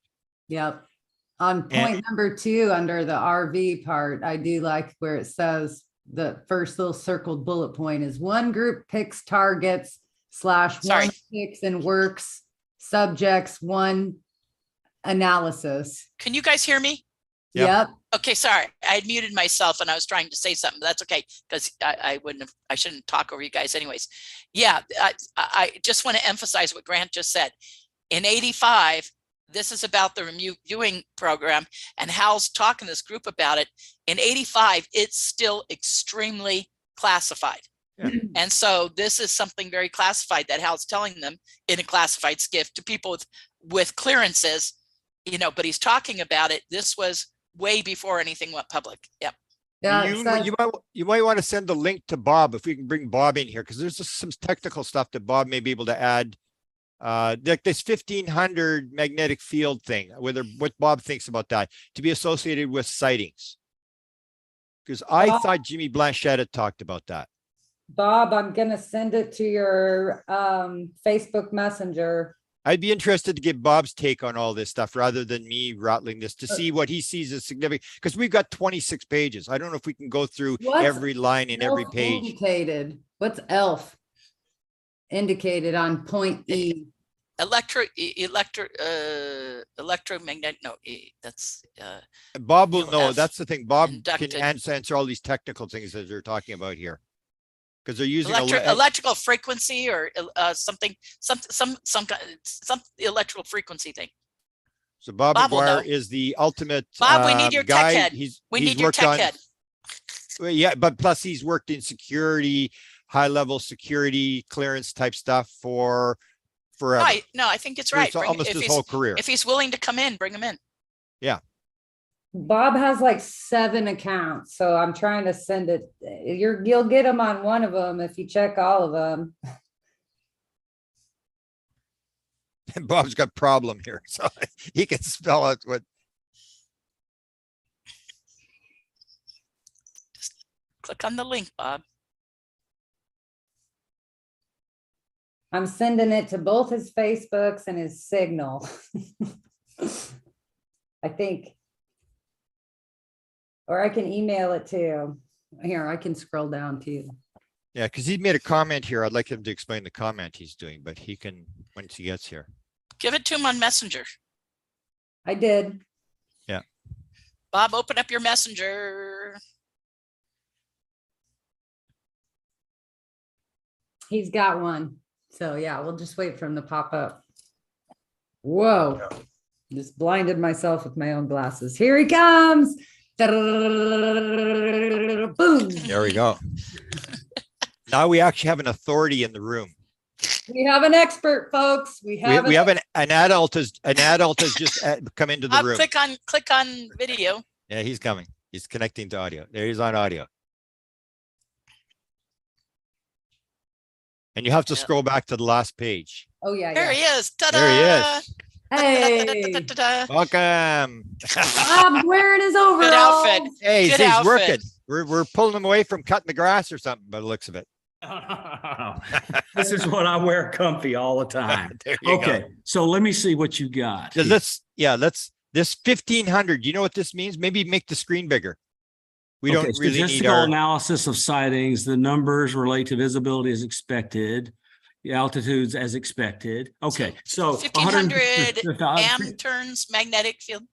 Yeah. Okay. So yes. So amp turns. Okay. So there's a coil, and this coil has a magnetic field passing through it.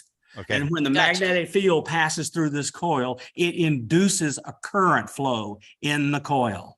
Okay. So there is a large ampere current induced by the magnetic field. And so when you have a sighting, you point this coil, turn it around in the field, and if you don't look out, you're going to get the crap shocked out of you because this is going to induce a big current. So that's what that says. So have you heard about this? Yeah, of course. I built magnetometers for spacecraft and everything else my whole life. There you go. That's why we got you here. I'm happy to help. Okay, so let's go to the next one. You go through this and you pull out stuff you think is significant. Okay, so group picks targets. Yeah, so look, CRV is you've got a black box, and on it you write a number.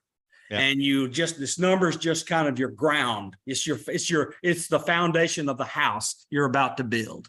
And so you start writing stuff in the corner. What time and date it is, what your conditions are, and so forth. And then you start with, is it human or is it alive? Or is it organic? And I can address this too. You just keep adding. You add more complexity to your description until you and the other people. It's part of the structure, the remote viewing structure when you're taught coordinate remote viewing or technical remote viewing. Simeon Hine is teaching a class right now, and Lala and I are both in it. Okay. Yeah. And I'm a trained viewer. Matter of fact, we have a class in 45 minutes. And you know, Bob and Grant, that I am a trained remote viewer. Okay. Bob's only got 45 minutes, so let him race through this document. I'd like to hear his comments on this. Okay, so let's precognition evident, retro condition also used to successfully place. Okay, so wow. Hal talks oh about my goodness. this. Oh my goodness. So they're claiming. Hal Pitoff talks about this. Okay, they're claiming. They're claiming that these remote viewing events, when they observe some things, they influence their minds, and all of a sudden they are seeing predictions of the stock market. Well, I knew they did it. They did what's called associative remote viewing. Okay, so let me keep going. So so whenever you have a transmission, it's a signal of some type. And that signal has an information rate. It's called the Shannon entropy of the incoming communications. So that's measured in bits. Yeah. So you measure information in bits, and the rate at which the information is coming in is very low. So the information transfer, as a remote viewer gets, is very, very, very low speed. And they claim this says that extra long frequencies are indicated. Why? Why? Because low frequency, it means low data rate, and the energy equals the Planck constant times the frequency tells you that the energy is low and the bit rate is low. So you got to have a low frequency to have that low energy low bit rate signal coming at you. All right. Wow. Okay. So EM terrestrial noise does affect. Okay. So look, you've got this low bit rate, but slowly varying, strong magnetic field, and the Earth magnetic field is roiling all the time. The sun impacts it. The churning of the dynamo at the center of the Earth impacts it. It's an active motor. Okay, so you've got noise because it's not a perfect motor. It's not turning at a synchronous rate. It's jiggling around and wobbling and doing all this other stuff. And all that's called libration due to the internal rotational structure at the center of the Earth, and it's a magma core. All right.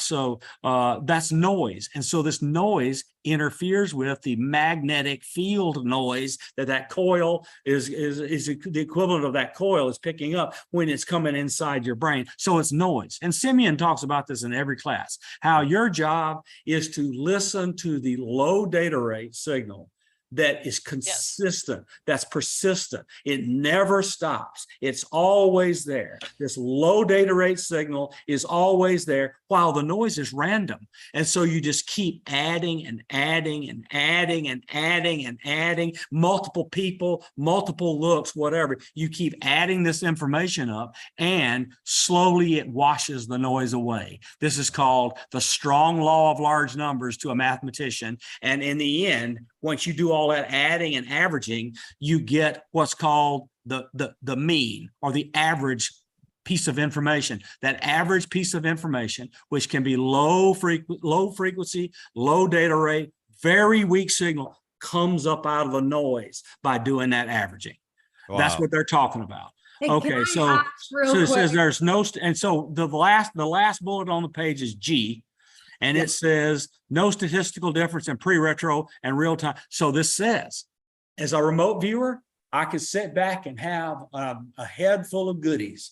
And it doesn't matter whether they are from the past, whether they are from right now, or they're from the future. They all produce an equally strong signal. Wow. That's right. That's right. So let me ask real quick. Do we translate that in layman's terms as like our collective conscious or our collective unconscious? So when several remote viewers work together, their consciousness are working collectively. They're each of them listening to a different. But I mean, like when they're supposed to tune into that low frequency that's constant. Yes. Is that frequency our human collective consciousness or the collective subconscious, the ether? It's at least the collective consciousness of the people that are working together. Gotcha. At least that. Okay. So Yes. it can be more, because this is what all these people, these CE5 woo-woo people keep talking about. If we get 1 million people doing it all at once, suddenly we're going to reach nirvana and we're going to ascend to a higher plane. And we'll send out one coherent frequency that will draw them in. Same thing. And this is what is so exciting to me about Jimmy Blanchette's work. Oh my God! Sending out a coherent digital signal that he knows excites these UFOs. Okay, let's go. Review of Tuesday. Now we'll move. Get that. Like go back, Nicole. We need the top of this page. You're moving. Oh, I thought you said we were good. Like no. Yeah, this is Bob can quickly comment, but I think I want to get to the Bobby Ray Inman slide and stuff. And you only got a few minutes to go. I had 30 minutes to go, so we got to move. Yeah, this is pretty much. Let's look. I work for Bobby Ray Inman, and he knows who I am. And I almost went to work for him when he took over MCC in Austin, Texas. Wow. I know. So everybody out there can read along with this. Cash Land, they're talking about the cases. They're talking about reports. Yeah, this is plain English. Let's skip this. Skipping, moving along. Sorry, review of Tuesday. Yeah, this is on Wednesdays. This is not much. This is boring. Keep going. Pass. Why should we do this? To answer Blue Book reports. Why Condon and Blue Book reports were not the final answer. This is a YouTube audience, right? It's not going on a radio. Correct. Okay, good. Yeah. Because Condon was a effing asshole, and we should have answered him. Yeah, I don't have mine set to child friendly. So cuss away, Bob. Cuss away. Let him rip. Condon was a lying, cheating jerk, so we should have answered him. And the blue book reports, they were censored. Yep. Yeah. I was bitching about this earlier. Yeah. Let's keep going. Let's keep. This is the Iranian thing. People all know this. The Iranian, Tehran Iranian. The Iranian thing is one of the most remarkable UFO incidents in the history of. What's this right here? Where the equipment? Yeah, let's go through the equipment because Bob does equipment. Magnetometer, OSCO. Okay, so McDonnell Douglas analysis of gun system shutdown. Okay, so the Iranian F4. It was an F4 and it was traveling, and he tried to trigger his gun to fire on the aliens. Yeah. And all of his radar and other things, his movements and his radar and everything was tracked by the Soviet Union because it's right across the Caspian Sea. And Okay. this is the one that was in the phenomenon Yeah. who said Yeah. he regrets that he didn't try to make friendly contact. Yeah. Correct? Yeah. Yes, because the weapon that they used or tool they used reached out and it caused his mechanical and or electrical machinery in his gunnery to fail. And here they're saying now this is a different thing unless they're talking about the case, but they're saying set No. Lou or Len Sergeant. No. with Sergeant. Sergeant. Thanks. You're right, Sergeant Lynn Buckholz up with Buckholz. equipment. So, Okay. so they wanted the guy to fly, somebody else to fly back out there and see if they could stir up this UFO and send him with a magnetometer and oscilloscope and video equipment so they could record everything. Yeah. They needed a sky hub on a fighter jet. Yeah, exactly. That's what they wanted was Yeah, Sky Hub yeah. on a fighter jet. Okay, Okay. let's go to the detector. What's this Okay, detector? all right. So look, what they're claiming, their apparent claim is that they noticed something was emitting at 3 gigahertz and 10 megahertz. So they want a detector that they can record those signals with to see if it's information bearing or is it just a tone or what the heck it looks like. So you want a detector at 3 gigahertz and at 10 megahertz because they claim the UFO is transmitting that. Wow.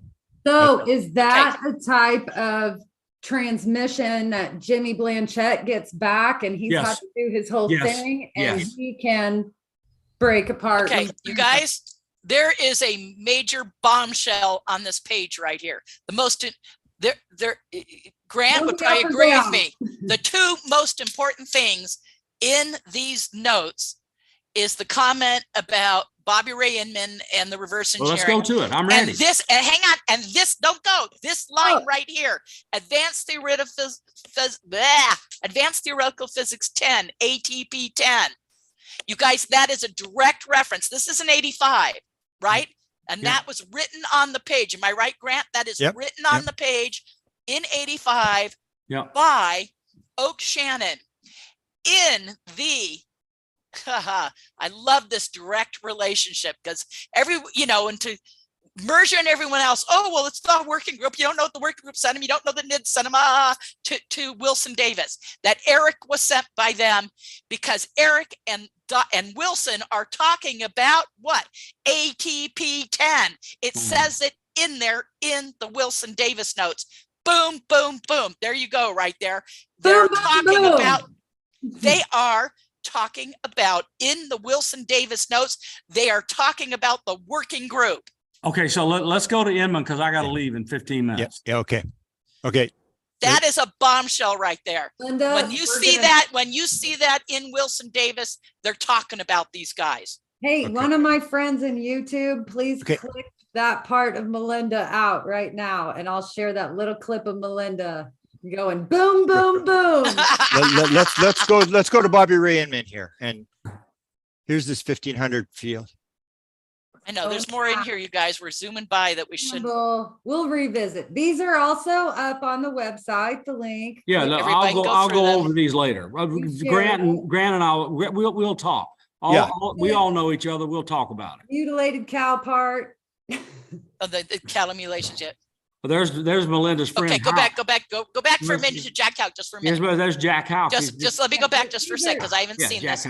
Jack Houck recovered materials found. Recovered materials found. Wow. Well, okay, keep going to Inman because I got to leave. Yeah. Wow. We've got metamaterial. Yeah, and The Jack Brazilian, that's the one that they're it. working on now, the Brazilian thing with the where they got the isotope thing problem. So keep going. Magnesium study. So they're working on it. While we're going, okay, all right. So here's the one. Let me say,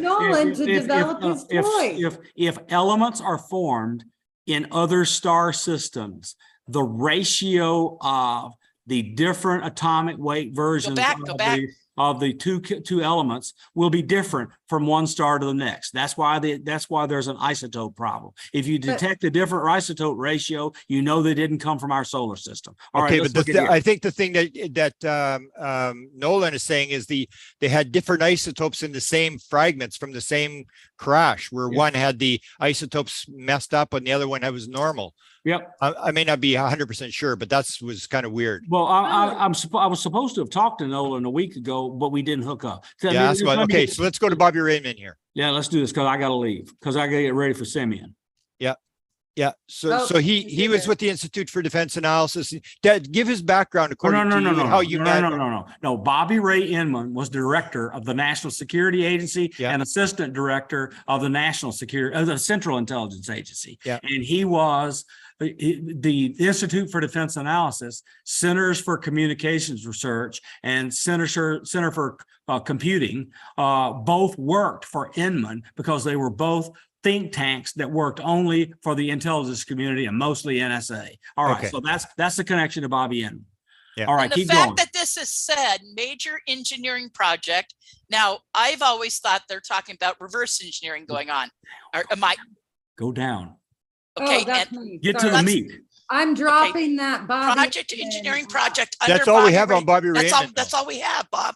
Okay, all right. So look, when was this? 80 what? 85. Yeah. Okay. And yes. In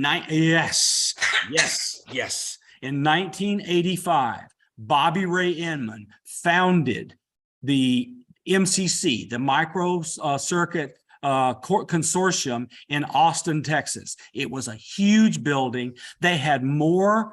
The people I knew that went there said it was more compartmentalized than anything they had ever seen in government. It was so nuts. And lots of private corporations were involved.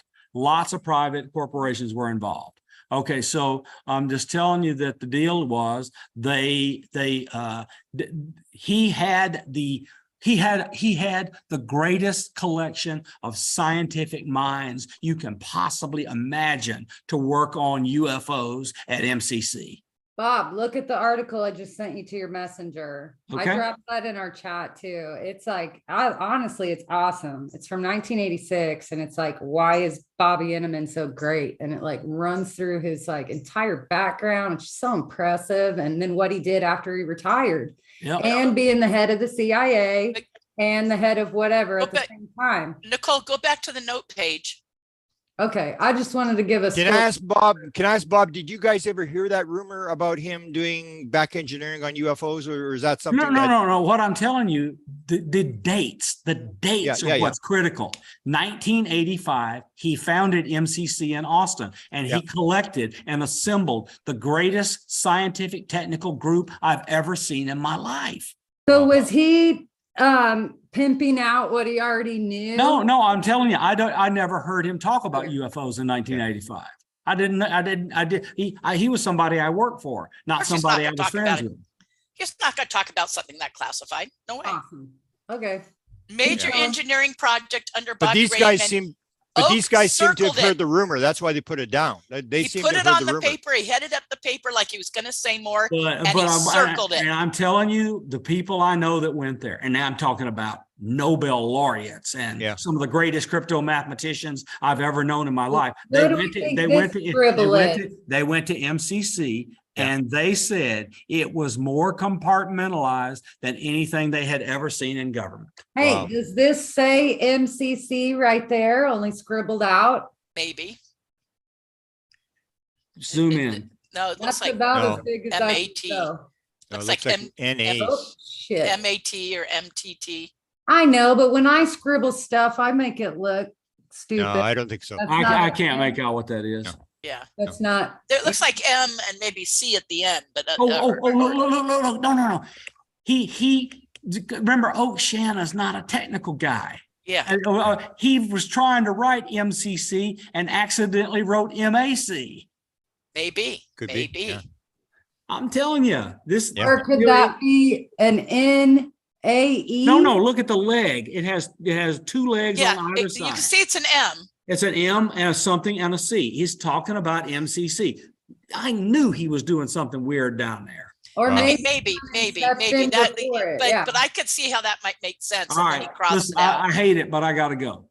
Yeah, we'll talk again about this. Yeah. Hey, have a good class. Whenever. I can't do that because I haven't done Well, my homework for. Here's what I'll do, Bob. Bob, I'll send you a copy of the notes, and you can pick up something you think is really significant. People should understand, and we can maybe have a chat online. I'm happy to do it, Grant. Thank you. Anytime. Thank you, Bob. Thank you, Bob. Thanks, Bob. Good Thank you, class. Bob. Lala, have a good class. Yeah, we will. Yeah. I'll steal Say, you. say hi to Simeon for us. Now, Grant, because I know Simeon, you do too. Grant, there's a famous thing, and unfortunately it's not coming to mind with knowing enough about it right now, where a UFO researcher had interviewed Bobby Ray Inman, and there was a discussion, or he was asked about that was reverse Bob engineering. Exler. That was Bob Exler, 1988. Bob Exler, and he was asking him about the reverse engineering. What did Inman say in response to that? Well, he said, I've been out of it for a number of years, and I really I'm out of the loop. I really don't know what's going on. Okay. And then they kept going, and But he asked about it. Didn't Exler ask him because he knew something about this or had heard about well, this?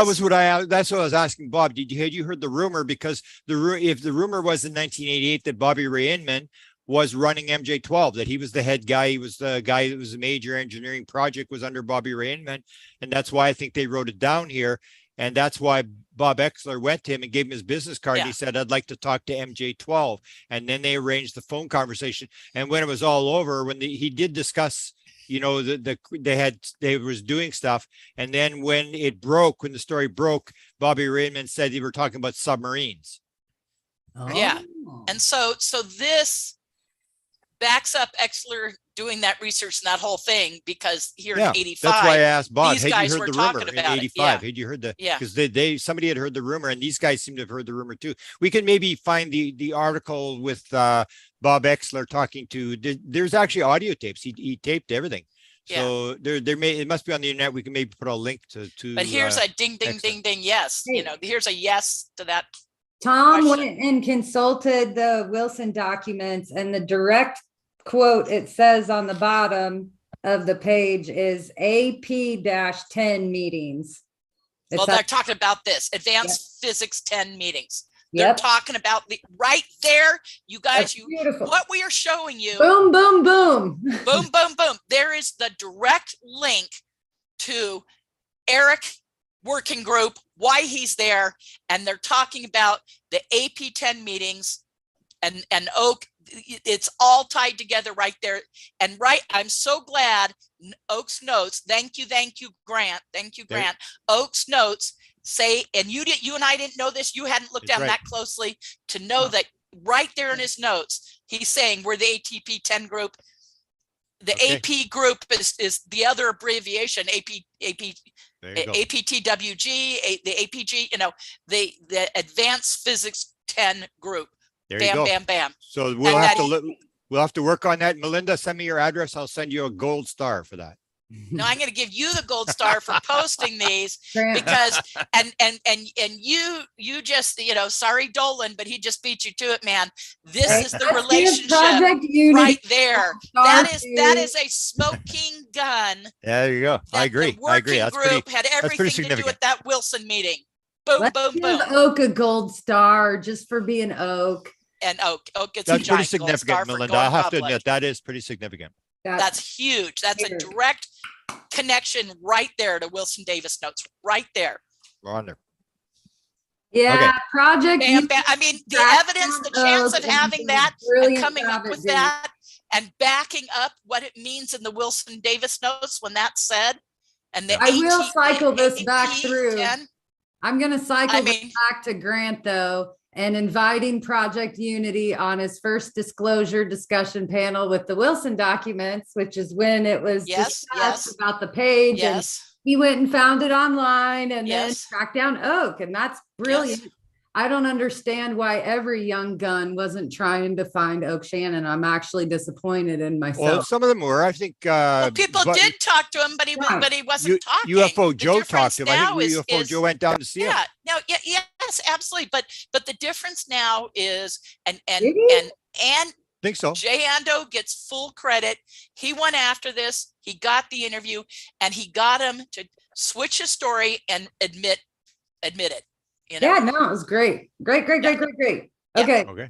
Now what? But now that right there, up or down. everything we're doing today and everything we're saying with the release of these meeting notes from Jack and from Oak, right there, a direct on the nose connection to Wilson go. Davis. And Okay. it was Wilson Davis, that was right there Wilson should that shut up mentioned Wilson it. Davis naysayers right there. It was Wilson that mentioned it in the Wilson Davis notes. See? Yeah. Boom. Again, that Thank shows you, Wilson Tom. has a connection to these guys. Bam. Tom, do you want the link? Bam. Do you want to come on? Want me to send you the link?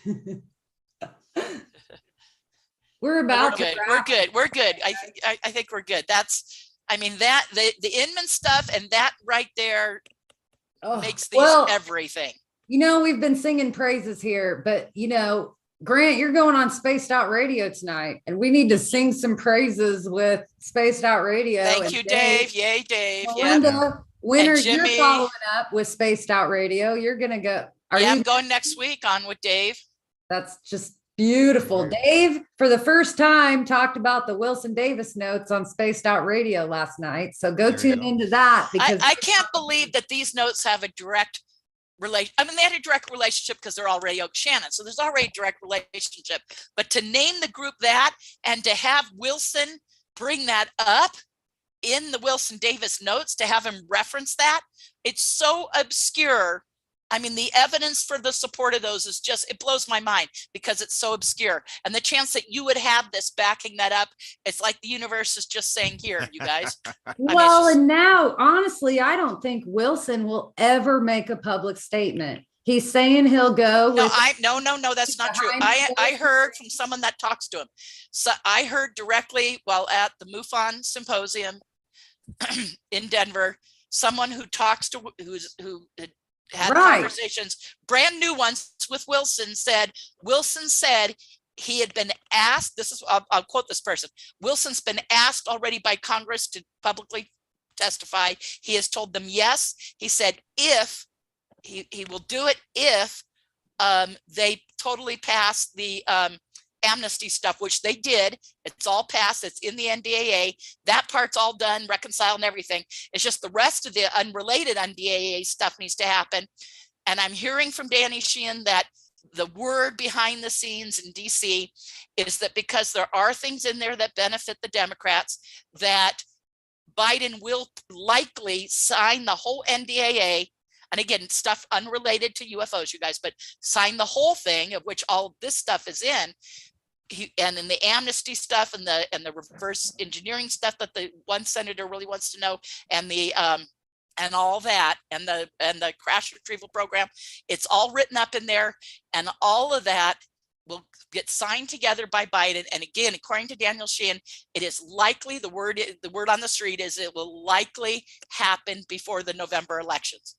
right. gets But signed. the big thing that's also being said is we're not getting more public hearings. No, yeah, It's we all are. going to be Yeah, we are. closer. Yes, we are. People have already, I'm hearing from all sorts of resources and highly qualified people to say this, that people have been already asked to testify. There will be public hearings. I heard Wilson said he will testify to a closed hearing with No, this is brand with new. amnesty. This is brand new. He apparently recently said if the amnesty thing, because he's already been asked, he's already told I know Congress, he's lied. I will testify. And he says, if I will testify publicly if the amnesty stuff passes, which it did. So I there did you want go. to remind everybody, Wilson was also told to shut up about it, to quit poking around, to stop looking in. He didn't, stop.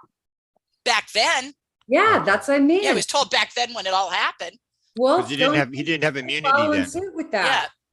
He was- But now he can say this many years later, and he's been given immunity. I have a feeling we're going to hear Eric Davis and Nolan and Wilson and all these people sing like freaking canaries. Okay. That's what I Right. think. Let's scroll know, through because I but got three just I got because 3 he more hours can- tonight to do. So that's Okay, we got to move along so Grant can. Just He because can he can, refocus. though, doesn't mean that he will. I mean, just like Grant could release the Oak notes, but he told Davis he wouldn't. So Grant was sticking to his word. Like Wilson could still just zip it because he said he would and always would. If he's and been only asked and he's told, behind closed doors. if like I'm hearing, he's already been asked by Congress to testify, he's already told him he would. You're saying a new deal. Like I heard this within the last 3 days. So that's what I'm saying as well. Like what I've heard is really new. So Okay. we'll Okay. see Well, who's that's right. It doesn't Bet matter. We'll see. $50. Let's bet 50 bucks. Okay. Okay, 50 bucks. Put 50 50 bucks on grand. it. There will be public hearings. There will be. Let's bet on that too. Okay. That's a That's, scroll. you guys, the whole point. I talked to Danny about this. The I know. whole point to them passing the amnesty Yeah, thing. Why is that there? So they can have the public hearings. They had to go through all that and pass Okay. that as law so they could have the hearings. Okay. So here's the mountain thing. Here's the bases. Yeah. Zimbabwe. Go back, go back. Scroll up, Nicole, go Nicole, scroll up. Nicole, Scroll up. you're trigger happy, girlfriend. Uh, There we go. there's Australia, Mount whatever Zeal in Australia, Zimbabwe, Spain, Alaska. That's the bases. That was the rumored bases. But you see at the top, Dames, Ed Perdido, Dames. yeah. Mount, So Ed Dames Mount may have been Perdido, putting this Mount- information Mount- into the discussion. It That's may the- not be, it's just Ed Dames saying this. And he 5 may have got it from whoever, from Pat Price or whoever. or had his done the- viewers, or yeah, whatever. Yeah, so that's the bases. That's the without- 4 mountain bases that people believe there's a UFO base there. What's this say? Without Gulf. emotion and without, Gulf O San. no, this one under Okay. that. Without emotion. That's the aliens are without emotion. So maybe that's what it is. Oh, okay. Single purpose, humanoid types. So But here are unknown, the types single you get. purpose, but unknown, humanoid. Yeah, this is what they got. This is what they got on the viewing. Without emotion, single that the ETs didn't have emotion. They had a single purpose, but that was unknown. That they were humanoid types. Oh, RVP, 6,000. larger, huge, no larger, reptilians. huge. I think that says S and V types. Size and size and Right here is where I'm looking. yeah, size and Several types, SEV. several types. Several yeah. types, several Yeah. types. So there's no RPV, reptilians there. 6,000, larger, huge. 6 feet. Yeah, okay, something, yeah. Light beam associated with the base. Yeah, we went through that with Bob, I think. Here's Ed Dames again. I don't know if No, you want to I read the wish Ed we were Dames stuff. taking a little more time on some of these, but that's okay. That's all right. We don't have the time, so people can review these. They're up online now. And Hey, it'll, Nicole, did you include the link already? Yep. it'll okay. allow us to go through this again. And put the link not just under the live Yeah. chat thing, but also under the video itself. I started posting it everywhere yesterday. Okay, okay. Okay, and this stuff we went through with Jimmy Church. This is old stuff. This is, the speed of light and the Drake equation, and they have to one-way trips. They're going to, go take, many generations to get here and stuff. This is old stuff that they were, Okay. and then they talk about the Fermi paradox. Why are they not here? Sure. They're just giving this ET, but Well, it's really not as advanced. Remember that bullet point though, from the other notes that said their plan was to develop new physics, right? So does any of this translate into what we're seeing in the new physics world right now with like? Not this page. This page is just This simply. page, who's giving this talk right now on this page? Did it say go- at the top Go who up. it I is? don't know. Yeah, I'm going. It's that guy from Don. from Lockheed. Keeble. But it's- I think but it's it's a basic- KEU MBL, I think. It's Unless the whole thing. KEM, How many but maybe KEU BLE. Kembo? Yeah, because it's in the beginning. It's in the names, Okay. and it's Don- from Don Lockheed. Kemble, But okay. but you see this. Is That basic was stuff. his name How many appeared in writing civilizations are on there? my pages too.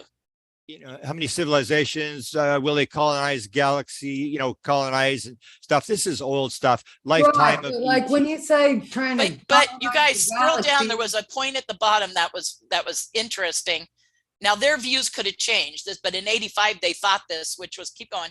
yeah, My it's turn. When they're talking about colonizing though, we're talking about colonizing the moon now and Yeah. Mars now. So does any of that translate to our space push now? Like, Well, that's their view is just extrapolating Now on stop, that. We stop, go to stop, the moon, stop, so stop, they Nicole. want to come to other planets, and that's what they're doing. They're exploring space and stuff. But when you start looking at the experiences now, they don't. The aliens aren't saying, "Well, you know, we're here to figure out we're stupid. We're trying to gather plants and stuff." They're basically talking about the fact they're here is because nuclear weapons and we're destroying the world, and people need to get their psychic abilities, and they're teaching us stuff.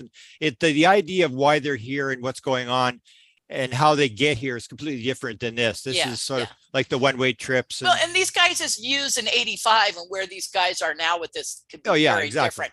So, but it says here, like for instance, travel practical, meaning the ETs, probability high, but why no contact? You know, okay, and then it says we are being ignored. Hybrid, ignored, hybrid, and discreetly watched. That's these very are theories. Interesting. Yeah, theories. Yeah, the theories. And then needs, desires of ET. One. Needs of desires of ET. This is why I had her stop. Was to say it says capital labor. That's weird. Capital labor, no mass abductions. So in other words, they're capitalizing on labor, I guess, is what they're theorizing. No that's mass like a abductions. Western model. We're going to get cheap but it labor says here. no mass abductions, but then in parentheses after that, it says not likely. So they're saying it. Do they mean it's not likely there's no mass abductions? No, I think it's. Remember, this goes back to when they were taught, like maybe the biblical comment, when they were like, sort the history of the biblical stuff or verify. And I mean, hear stuff about enslaving humans to help them build whatever. Yeah. Well, they get the gold stuff, but what I'm saying is this is also in the Wilson document. It says, but you guys do know, everyone out there are definitely mass abductions, and these guys know that well now. Okay, I mean, well, hang on. I will take objection to that because it's in the Wilson document as well. It says no abductions. Then I went and I looked at all the people inside NIDS and what their opinion was. Jacques Vallée says absolutely. Well, then why are they funding all these abduction research projects? There's an event going. And everything. There's mass experiences. There's an event going on. Nobody's denying the event. It's like John Wheeler says. I can tell you from their paying for abduction research studies and them coming back and say that, you know, 3.5 million people in the continental US alone are having abductions. That was the research study these guys paid for. You're going, you know what, and that said had abductions. When you go into all the accounts of how they know someone's having a physical abduction in the personal experiences book, which is the book that they published from the Bigelow results for having it paid. Well, actually, I guess maybe Bigelow paid to have the book released. That book was based upon the findings of the study project they did. Yeah. You know, with the Roper poll. So they tacked on questions with the Roper poll that were questions unique to the abduction experience. So they knew that physical abductions were happening, that they knew that the most common indicators, and they tacked on those indicating questions and came back with 3.5 million people. And then they also bought the MUFON abduction transcription project stuff. So don't tell me these guys don't have an interest in abductees. They have a profound interest and always have. Now what the objection I would have to that, and what I'm pointing out here is here they say no mass abductions, and when I look back, you look in it says the same thing in the Wilson leaked up. So why did Wilson? So people say, but that's okay. Maybe there's no abductions. And Kit Green says no abductions ever. Edgar Mitchell says there's an event. There's something amiss here.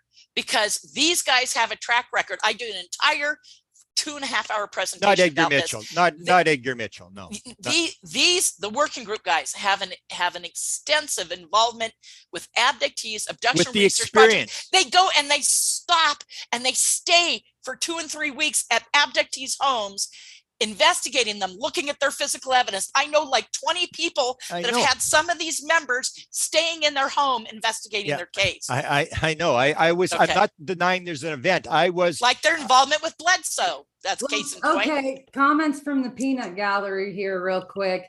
Our friend in the chat room named Toby is saying mass, or maybe mass meaning millions of people gone missing at once to be the labor slaves. not likely. Maybe that's what they, Their that's maybe overall that, yeah. assessment of the idea. Maybe that's Okay. what Oak And is then- writing here. So That's let- a very You good guys are point. having this back and forth, and I have this back and forth in groups almost weekly, where obviously there needs to be a new narrative that there are two different kinds of abductions. There are physical abductions and there are consciousness-based experience abductions. Both may be group or No, but these guys is, together. Like, I mean, we are I hear kind you, of Nicole, but arguing they're, apples and the working oranges. group's interest in abductees, the working group's interest in abductees, which is Randy's and my 30 years of history and personally interviewing these abductees that these guys are involved in, I can tell you, these guys have had a direct personal involvement in the physical extraterrestrial abduction. Okay, They've let had me an interest in okay, it. let me point out one more thing and then we'll move on. I'm saying that when you get to the nature of reality, there is no time, there is no space. It's all in the mind. It's everything is, as Deepak Chopra says, everything is an activity inside Yes, consciousness.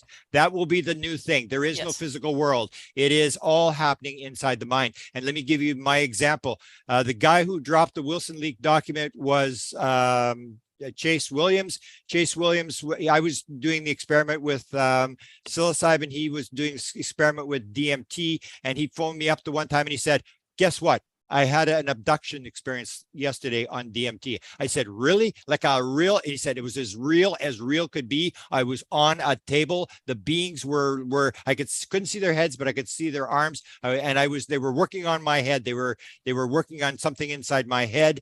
And he said it was as real can be. And 25% of all people who've done DMT will have the abduction experience. Now, the question is that person being physically abducted, or are they lying on a couch doing 10 minutes of DMT? The world is changing. My only point is the world is changing. There is no physical world. It's all happening inside consciousness. When you have an out-of-body experience and you look back at your body is inside your consciousness. So there is an event, there is an abduction event, but what I'm saying, it's going to turn out to be much more complex. And that may be why these guys keep saying there's no abductions. They know this higher level thing. They know the psi event. They know this consciousness thing. Maybe.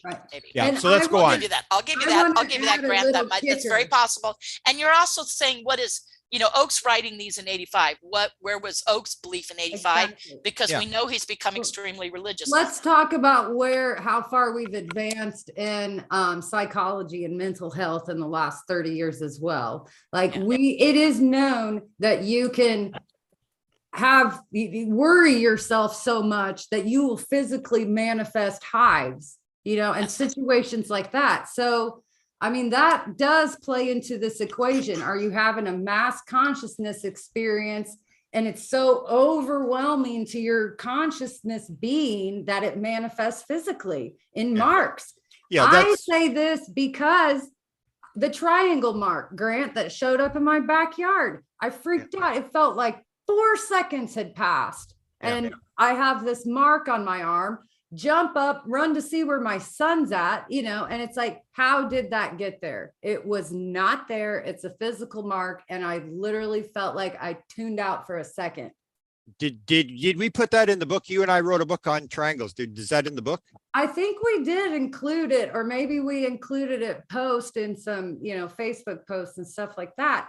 But it was just so trippy. And it was so coinciding with all the triangle research. We were laughing that it was synchronistic, and it was like, well, why did I get the mark? All this triangle stuff is on my mind constantly. But then after the mark, St. Louis had a black triangle mass sighting where like 30 people saw it over St. Louis, which is 50 miles away from me. So I don't know. Or Biddy Andreasen has the whole Marks are experience where weird she, to me, like, that's why implants are fascinating to me. So could you mentally manifest some other thing in your body? Like, or what are those things that look like fiber that people are like pulling out of their skin now and nobody can explain what this weird thing is? Somebody look up that name of that for me. If they I know it. I'm thinking of it in just a second here. I'm just pulling right. it up. I know exactly what it it's is. just crazy. Some of this Morgellons let's- disease. crazy good. let's scroll like- down. We've hit Nicole, the, Nicole, can you hear me? Nicole, No, I'm Morgellons ignoring disease. both of you now. Nicole, can you Let's hear unmute. me? Yes, I can It's hear called it. Morgellons disease. Now, this is interesting. Number 11, he said, where is everybody? That backs up what you were suggesting, Nicole, that he was talking about, or whoever said something in the comments that you just read, where that backs up what they were just suggesting, that maybe he's talking about mass abductions where big groups of people have gone missing throughout history and not alien related, because the fact that he says, where is everybody? No, my interpretation of that is it's called the Fermi paradox. And in the 1940s, Fermi said, if there is extraterrestrial life, where is everybody? Right. Oh, That's okay, what they're maybe. referring to. Where is everybody? Okay, you might be right. Fermi You might be right. paradox. Yeah. Like, Okay, this next page is interesting, and then we should maybe shut her down. Because we can do this again, but this is the one with the people talking. So they're having a conversation here, and this Mike Neary, this lieutenant colonel, talks about photos of a UFO against a rotating star background. He showed them to people. Nobody was interested, so he stored them in the bottom safe drawer of his office. And when he left, when he cleaned out to transfer, the photos were gone. He said only his boss and his secretary had the keys to the safe, or the safe combo. So he put these UFO photographs in his safe, and then when he's transferred out, he goes to get the UFO photographs, and they're gone. And then Speakman tells the story. Are we led to a conclusion that there is an organization that exists which sucks up all this material into a box? So all these UFO photographs. That's a great quote, by the way. And then that's a usable quote. And then the next guy says to him, "I think you can believe that." Yeah. So they're having this conversation. Then Hal Povenmire, Hal McConnell, the guy from NSA, scroll down. He said he knew he was associated with a man who got out of the Air Force and joined an organization which collected and burned such items, and referring to these UFO photographs. Special officer briefed on a large object which shot down next to a silo tanker. Aircraft saw nothing. So he's just referring to a case. So they're just talking about cases and stuff. They're talking back and forth. Personal interest item only. I've encountered not stacks of UFOs. Wilkinson. Then Tyler tells 2 stories about the South Pole, whatever that's about. Ed Dames, astronomy reports on. Nope, too big. But just scroll. Yeah. Hang on. Astronomy reports on United Kingdom out monthly. Or unknown. Either means unknown or unknown. Out monthly. Putoff gave John Kink pamphlet on the subject. Here, they talk about the Hill abduction, very consistent information on origin type, sites and sequencing. Or John, the RWK pamphlet on abduction. Looks like it says either KWK or R. Looks like it's RWK because the R's are different than the K. So RWK pamphlet on a subject. Hill abduction case, that Betty and Barney Hill, obviously case is very consistent info.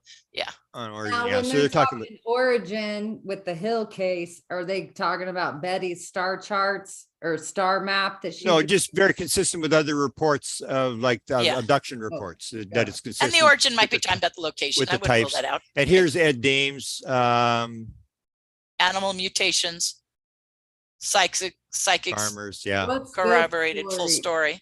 Oh, full. I think, or unless it's FOL. Well, when it's Ed Dames, I don't know what the Ed Dames stuff mean. Well, he's there. He was there giving presentations, obviously. Yeah. Reaching materials. Okay, scroll down because we got to get to this thing where they go to get the money and stuff. This is the. What's it say about Jack out there? Hang on. This is materials. So we had this before. Yeah. This materials, Jack recovered material. Then they had angel okay. hair samples, which I've always pointed out. Angel hair happened in the 50s, 60s, 70s. The intelligence behind the phenomena has moved on. They don't do angel hair anymore. That's scroll old down stuff. a little. There's metal slivers. Now, 1 by 1 millimeter shavings. Yeah. Grant, do you compare angel hair to like the ectoplasm? No. Angel hair was like, it looked like spider web. It was described as spider web type stuff. It was hanging from the real like lacy looking stuff that you would come out of physical mediumships, like, or mediums. No, it was more. It No, was more. No, that's would- ectoplasm. That's not what angel Yeah, hair angel is, hair, you Nicole. could sort of see through it. It was white. It was it had like you could actually see the fibers and stuff. And it was would coming down from the sky. It would disintegrate. It would hang off the Yeah. trees and stuff. And the UFO would drop this stuff. It hasn't happened for 40 years. There has not been. Right. And so they've gone on to a different thing. The Brazilian thing. This is the one where I talked to Bob, where they've got the 2 samples. This is this one that exploded on the coast where it's coming down and it explodes into a million pieces. And they have all sorts of stuff. And the one piece, according to Nolan, it's from the same crash. And one has the isotopes messed up and the other one is normal from the same That's metal. from the phenomenon too, where Valet is mentioning that if they could get more pieces from the same known thing, it was better for Gary to be able to test it. So he kind of alluded that they had multiple pieces from this Brazilian. Yeah, there was a lot of pieces recovered. Yeah, I like that. Okay, let's move on. I can't believe that this Bob, you remember when we backs did up this? that AP10. Yeah, that's good. I'm still thinking about that. Boom, boom, boom. My brain, I know, my brain The is. Cuban intercept, Isaac Coy, I gave him all the files from Stanton Friedman, the 6,000 pages. The Cuban cases, now I'm not sure whether these put Stanton Friedman stuff online, but the whole Cuban file is there. It tells the whole story about a UFO coming in over Cuba, and they lock on to shoot this thing down, and the front plane disintegrates, and US Navy intelligence is picking this thing up from Florida, and they pick up the wingman in behind, and he's yelling and screaming, he's gone, he's gone, he's gone, and the thing just disintegrates. And this is all recorded, and the UFO people try to force this thing out, and the FBI come and basically scare the living daylights out of the main guy, and they sort of drop it. But Stanton had it. There was an FOIA file. It's pretty It's pretty killer that these guys in 85 were talking about all these things. Like there was common knowledge amongst them, you know. It had leaked to Stanton Friedman. They filed an FOIA on it it happened in 67. I think it was in the 70s where Stanton was trying to get this thing. And the files in Stanton actually has the guy who reported to Stanton. And you can see the guy's name, and he tells the whole story of what he heard and stuff. So let's go on. The Cuban thing there's a file in the Stanton Friedman file on this. Okay, next. Hi, Linda Thompson in the chat room, and she Hi, says Linda Thompson. she says she has a report on angel hair. There you go. For what year? Sure she Yeah, does. what year? Or is it just like a giant file report of all angel hair? Probably something more recent if she's on it, because she's a movement on investigators. Kirkland, I think this may be Richard Doty's report, a report Richard Doty made. It says many mistakes in the report. Don't take it too seriously. Rich, I'm going to ask you about this one, Rick. There you go. Sending it out there. He's laughing right now, calling me a nerd. There you go. There you go. That'll be on our part 2 update. Bob Wood, I talked about this last night, the Bob Wood thing where I got the files, and Bob Wood was upset that I put the files up. McDonnell Douglas did a study in 1967, and they spent $500,000, and they did the same thing. They regressed, experiencers, and they tried to get reports and stuff, and then it was basically shut down. But this report went on. Stanton Friedman was hired, and they kept it all secret until the guy that was doing the regressions died, left the files in a barn, and then the guy that found them sold them on eBay for $29, and then they gave them to me. Awesome. Hey, Tom throws in that research Robert Todd was visited about the Cuban thing by the FBI. Yeah, scared of the living daylights. He said, Todd had said to NSA, he said, you either give us the files on the Cuban. Stop. Interview abductees. Go back. What's that? Hang on, I want to finish the story. Yeah. Todd said to the NSA, he said, he sent him a letter, and he said, you either give us the files from the Cuban thing, or we're going to the Cuban embassy. And that afternoon, he was visited by 2 FBI agents who scared the living daylights out of him. Okay, can you scroll down a little? I just that interview abductees thing caught my eye. It says interview abductees, coherent story. Yeah, coherent story. Small UFO on ground person. So they're talking about somebody's case. Described instruments. got bigger. Ramp They're came talking down. about that size difference thing, Grant, here. That's That's what I said was significant in 85. That's what I'm reporting now in this new book is people describe that the inside of the UFO is way bigger than the outside, and that the beings say they can make the inside as big as they want. In fact, the first woman that I talked to said that they had UFOs the size of solar systems. Here, I'll just read this real quick. It says coherent story, small UFO on the ground, person in coveralls, meaning a being. And it says mist came up, ramp came down, and she was inside described instruments. It got bigger or she got smaller. Yeah. If you did it again now, pick six something to chase, 3 OS and 3 something S establishment. Ensure exposure are unique.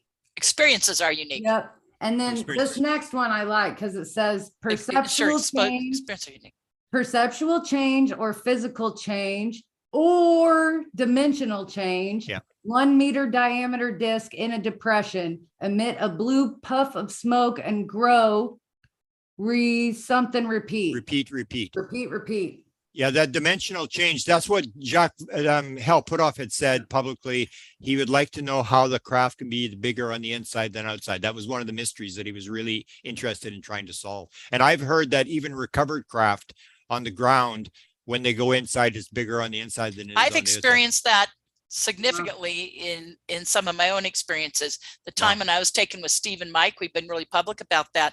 That craft was much smaller on the outside. We go inside, it's much bigger.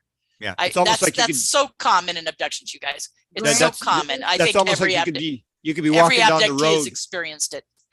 Yeah, it's like you could be walking down a road and there's a rock on the side of the road, and if you went inside, there was a whole civilization in there. Right. Fine. Well, Grant, do you remember from the vaulted interview that I have, your first interview with me? And I described I walked into a building, and a small shack building, and when I go inside, it's like an amphitheater. It's huge. There you go. When are we putting this interview out? On our 5-year anniversary. Oh, okay. So let's go to this Woodbridge, because we just do the last thing, which Jimmy Church brought up, and this was this idea, and this may have been John Alexander. You probably heard, Melinda, that John Alexander was involved with. I'm the one who kind of half broke that because of Alexander calling and knowing, and I learned that from Colonel Houck. When he it was just within a few days after the incident, within 10 days or less, I forget, I have it in notes. Colonel Houck told me this directly because I had given a MILAB lecture where I'd mentioned Alexander. And it was at a conference for Victoria Jack in the Bay Area. And he comes up to me, so Bay Area UFO Expo, and he comes up to me and he says, hey, because he was another speaker there, and he says, I got to tell you something about John Alexander. You're absolutely right what you're saying about him having knowledge. And he said he had called the base and talked to Colonel Houck just a few days after, knew everything about the incident. And Colonel Houck thought I was being tested to see if I would leak anything. And he said, John Alexander Colonel Alexander at the time knew everything about it. And he said, I ended up saying, and so that was in 80, right? 1980 or 81, 80, right? Okay. So he said he knew everything about it, all the details. And he said, I considered that I was probably being tested. And I said, I don't know who the hell you are. I can't talk to you, and wouldn't talk to him. But he said he knew everything about it. He had been fully versed in every part, including abductions happen as part of that case, including that. And so here's Colonel Houck telling me, including the abduction stuff, Alexander knew all of it. And Houck said, I wouldn't say anything to him. Yeah. And that was days later. Yeah. And so the significant thing related to that, if John is the one that's making this report, they refer to the last line, film made and flown to Germany. This is this rumored story that it was all caught on film and it went to Germany. Okay, this is where I'm going to butt in a little bit because I love Rendlesham Forest, and I've talked with Jim and Gary and briefly Burroughs. The section in here where they talk about small people like children, 3 floated out. Garbage, garbage, garbage now, because that's Larry Warren's narrative in this. But if you read Peniston, But and I know Larry and Hey, have let me interviewed finish. him Let me extensively. Let me finish.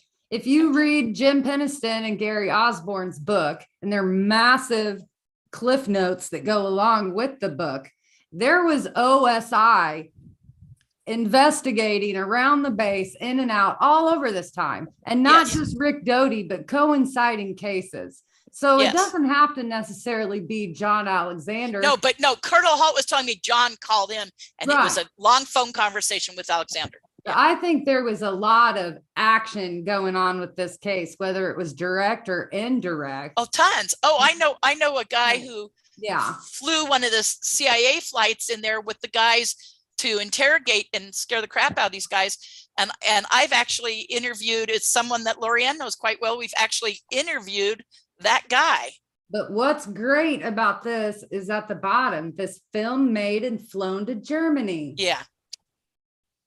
Hey, Yeah, very people in interesting. Germany, get on that. And I got to talk to Lorianne and say, look, we knew about the flights. Did this come up in that interview? And I'm forgetting it. So I got to ask her about that because we might have something else on that. Right. And then if she there knows is about a it. note here off to the side in parentheses, it says not solid. Like, are they talking about the sphere of influence, or are they talking about the light beams that were actually like supporting the craft? Because whatever those light beams were, it wasn't landing gear the way Peniston describes it, but whatever those beams of light were did leave the tripod in, that they were in the gonna go dirt. back Yeah. and mold. When you got to remember, there's like, it gets confusing because there's actually 3 different incidences. The first night, second, third, there's 3 different And that's the incidences three of that- craft and craft landing. And so you got to separate out one from another, which incident. And one of those incidences is an account by Larry, where I think he's telling the truth. I mean, Larry was there. He's not completely full of not on shit. my channel. Not on my channel. Don't he's like Okay, he's not completely full of Peter shit. Robbins pulled his book because Larry Warren is such a fraud. Sasha Christie outed him in an No, entire not that he No. wasn't there No, completely. he faked I don't know. everything. He faked a lie detector test. Fake.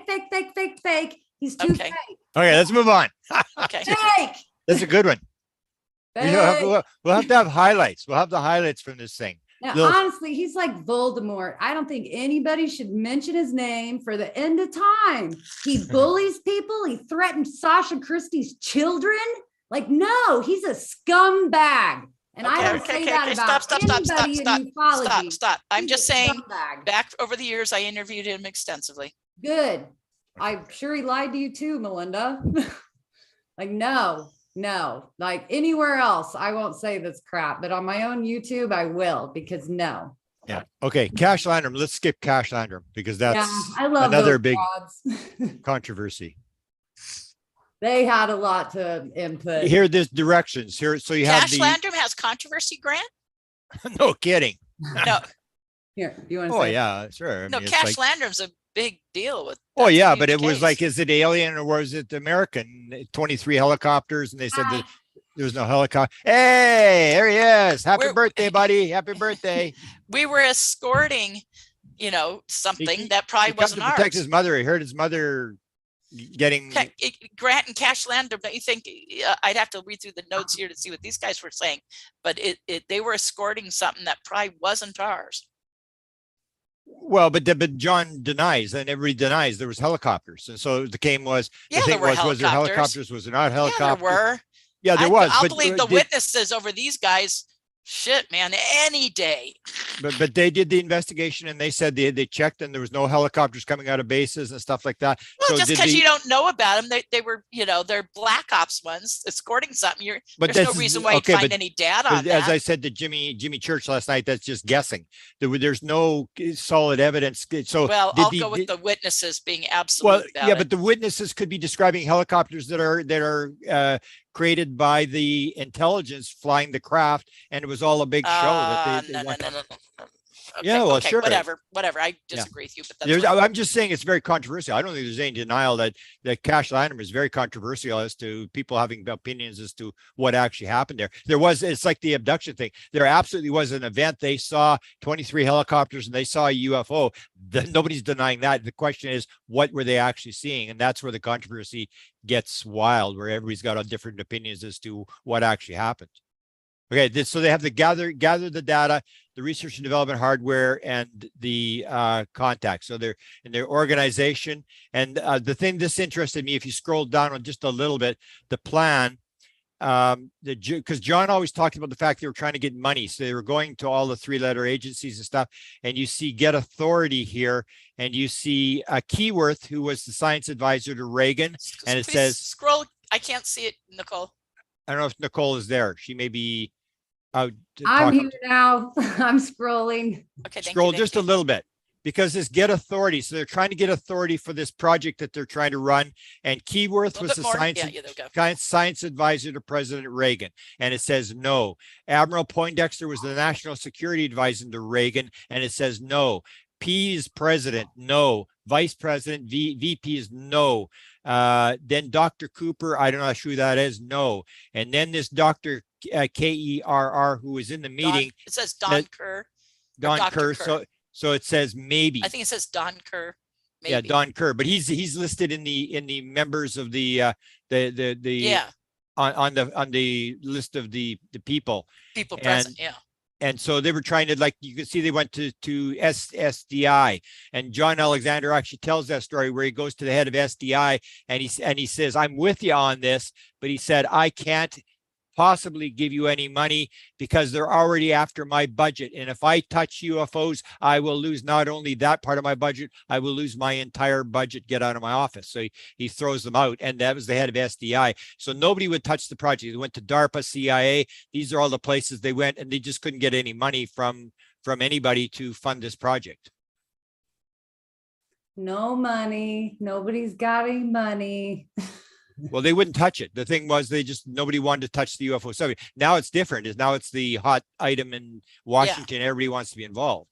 But in those days, it was get out of my office. Well, it took, younger people who grew up with the information, sci-fi, the TV show, the movies, to get into places of power that, that start to ask these hard questions and already distrust the government. I mean, that's one thing about Gallagher.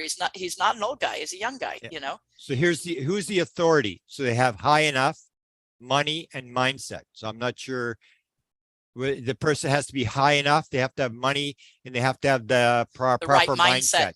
Well, a couple years later, they found someone, or this is 85. So right at this time, within probably years or less, they found that person, and that person was Robert Bigelow. yeah, that's right. Okay, so let's scroll down. I don't think he's mentioned in these. No, it wouldn't be because it's too early. He didn't get involved. Too early. Till 89, he got involved with the Lazar thing. Okay, scroll down, girl. You're right, 89. So 4 years later, they start getting money. You bet. The scroll down girl is gone again. Actually, no, prior to 89. Actually, apologizing for. Yeah, no, you're about right. About 89. Rendlesham Forest. Is it? Leave it alone. Leave it alone. Actions, charter, SDI, DARPA, the contact points. So again, influences, money, Los Alamos Labs, AFOSI. You can ask Dodie about that.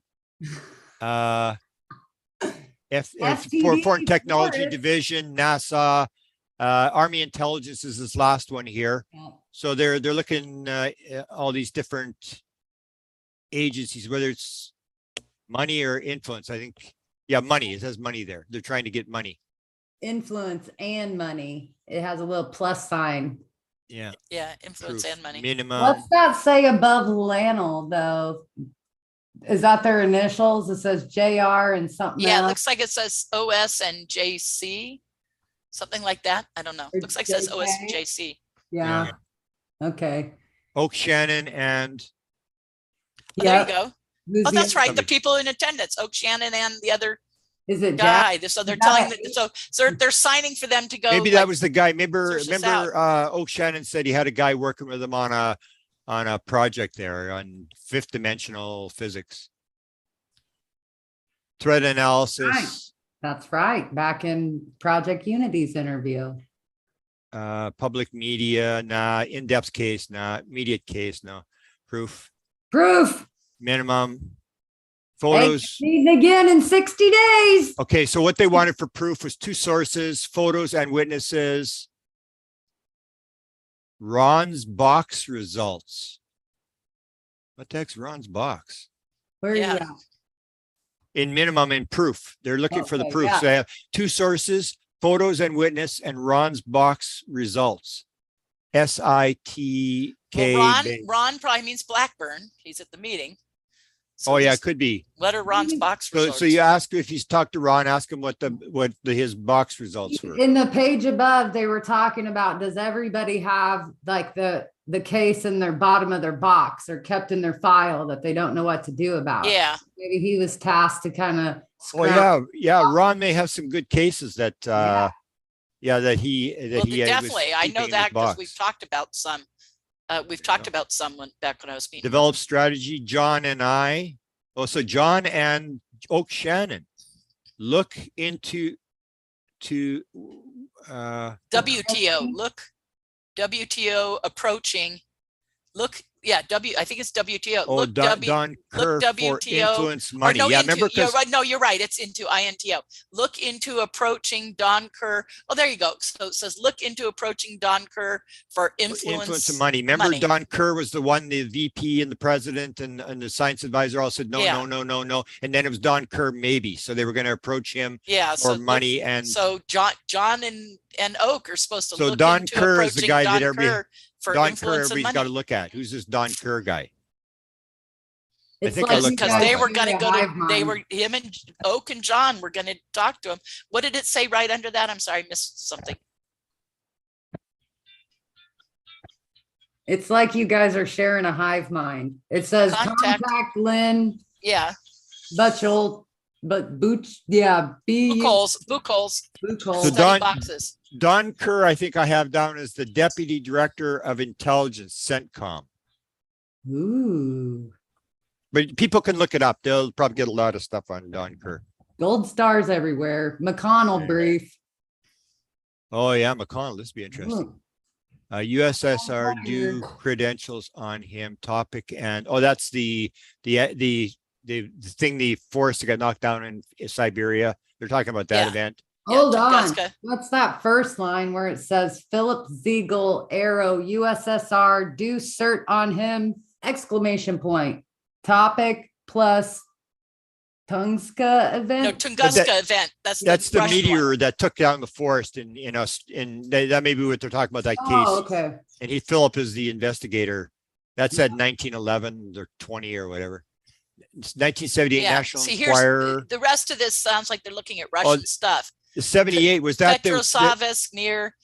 that may be the Let's- case with the kids that saw the aliens in the park. What's this right here that's scribbled out? You like to scribble that stuff. I do, because that's what you're like, no, don't let anybody see that ever. It looks like a name, honestly. So ISHASHA. and then that top one looks like IZ something ZN. That's the code that they put in to get into that you got to put when you're going on the internet to make sure you're not a robot. Yep. Show me all the Yes. pictures of the horse. Like, Okay, let's move down. There's something at the bottom of the page that I want to go. There's some reports. They're referring to some reports there. but it says, look for this, and this big thing circled. RE issue. Yeah, it's a report. Okay. It's a government report. DTG. It's There got it a is. number. There's your fun part that you've snapped and put up. Greenwald, if you're looking at this in here, buried in here are things to do. Freedom of Information Act requests on buried in this. There'll be lots of people looking at these names because some of them are new. Greenie, if you're looking at this, aren't around. There's a bunch of things on that page. There's code things you should be doing. Here at the searches bottom on. of the bottom of the page is mind control. That says ME attendees, me. Yep, that's Oak. That says attendees, ME, me. So Oak. that's Oak, and it says LANL, National Alamos Labs, Los yeah. Angeles Okay, National so Labs. this is his list. This is the list of Yeah, people. he's just This is what James Anderson posted to Oak and showed him at the end of Project Unity. Yeah, and he said, yeah, that me would probably be me. Yeah. Yeah, So at the bottom, let's go over the bottom thing. Mind control. Israeli book about Soviets working, being far ahead of us, but the Israeli is ahead of them. So the Americans are behind the Israelis and the Russians. In but mind control and parapsychology, the Israeli is leading the pack. The Israeli has the best. Yeah, Israeli Russia than us. Yeah. Yeah, so the mind control. There's a lot. And it says parapsychology after that. So that's just a support. List of who we have contacted, security, possible tasks. Here we go. The database, the detectors. This is all the detectors in the databases. This so much of this matches Jack's notes. Hire RV. Hire remote viewers. Yeah, who would they have hired? Is that the guys at the time, Swan and those guys, Geller, the guys in the all the regular guys around in the 80s. Bring them back in. That's my guess. Yeah. Develops theories. Who are the coordinate ladies? Tesla work. So they were interested in Tesla. Yeah. Yeah. The Tesla bequest book. FOI resulted with rejection due to classification. That's the interesting that they said they FOI'd it and they came back that it was classified, which means they have the Tesla files. Tesla stuff is classified. Grant. That's very interesting. Yeah, because usually people say very it's interesting. Missing. That's the name of a book, the Tesla bequest? Yeah. I haven't read that one. I'm on that. John Greenwald, you need to put in an FOIA on the Tesla bequest book. Yeah. I've never heard of that. New people. Okay, so there's a new guy came to the meeting from McDonnell Douglas. No, I mean, that one with the Tesla thing, it's like the book is known, but whatever information they got out of it, the FOIA request was rejection due to classification. So yeah, it's been that long. I guess we could request it again. New people, Bill Sager, McDonnell Douglas, organization. A, should I be interested? Reasonable payoff. Is there going to be a reasonable payoff? Yeah. Established management organization, security and cover. It's the same thing to talk about for business, government and commercial. So they're going to sell the stuff to the government and commercial. Research plan. Bearden. Oh, go up there. Bearden. That's what's his name? That was Tom Bearden. Yeah, Tom Bearden. They're talking about. You think they're talking about Bill Sauter. Bill Sauter, yeah. Bearden work. So he's working. Oh yeah, I remember John going. John was interested in that too. So there's phone number. Bill Sauter, McDonnell Douglas support to BDM. Will send documents. Could he visit us? Will he? So I guess they're going to bring this guy in. Okay, next page. This is the database. There again, they got Tesla under theories. Someone could ask Bearden if he ever What's worked SUFT? with him. Right here, number 15. Um, This is the homework theory. page. It appears to be somebody's theory because there's Williams and then whoever this Williams SUFT. Valet, Tesla, Williams. I don't know. The first thing is all the stuff they've already done with the Valet put together the database and the There's AI Maccabees. That's the other person that Ed Dames told me was there. And there it finally says Maccabee right there. Yeah, it's got Kufo, Sapro, Maccabee, abduction. It's like Which was one of the names database when thing. Ed first told me. He said Bruce Maccabee. Yep. sensors. So there's the sensors, metal, soil, red goo. I guess they had a red goo sample somewhere. Soil samples. They haven't collected soil samples for 25 years because there's no ground traces anymore. Oh, that reminded me. Linda said her angel hair file was 1947 to 2000. Oh, okay. Yeah, but when's the latest to?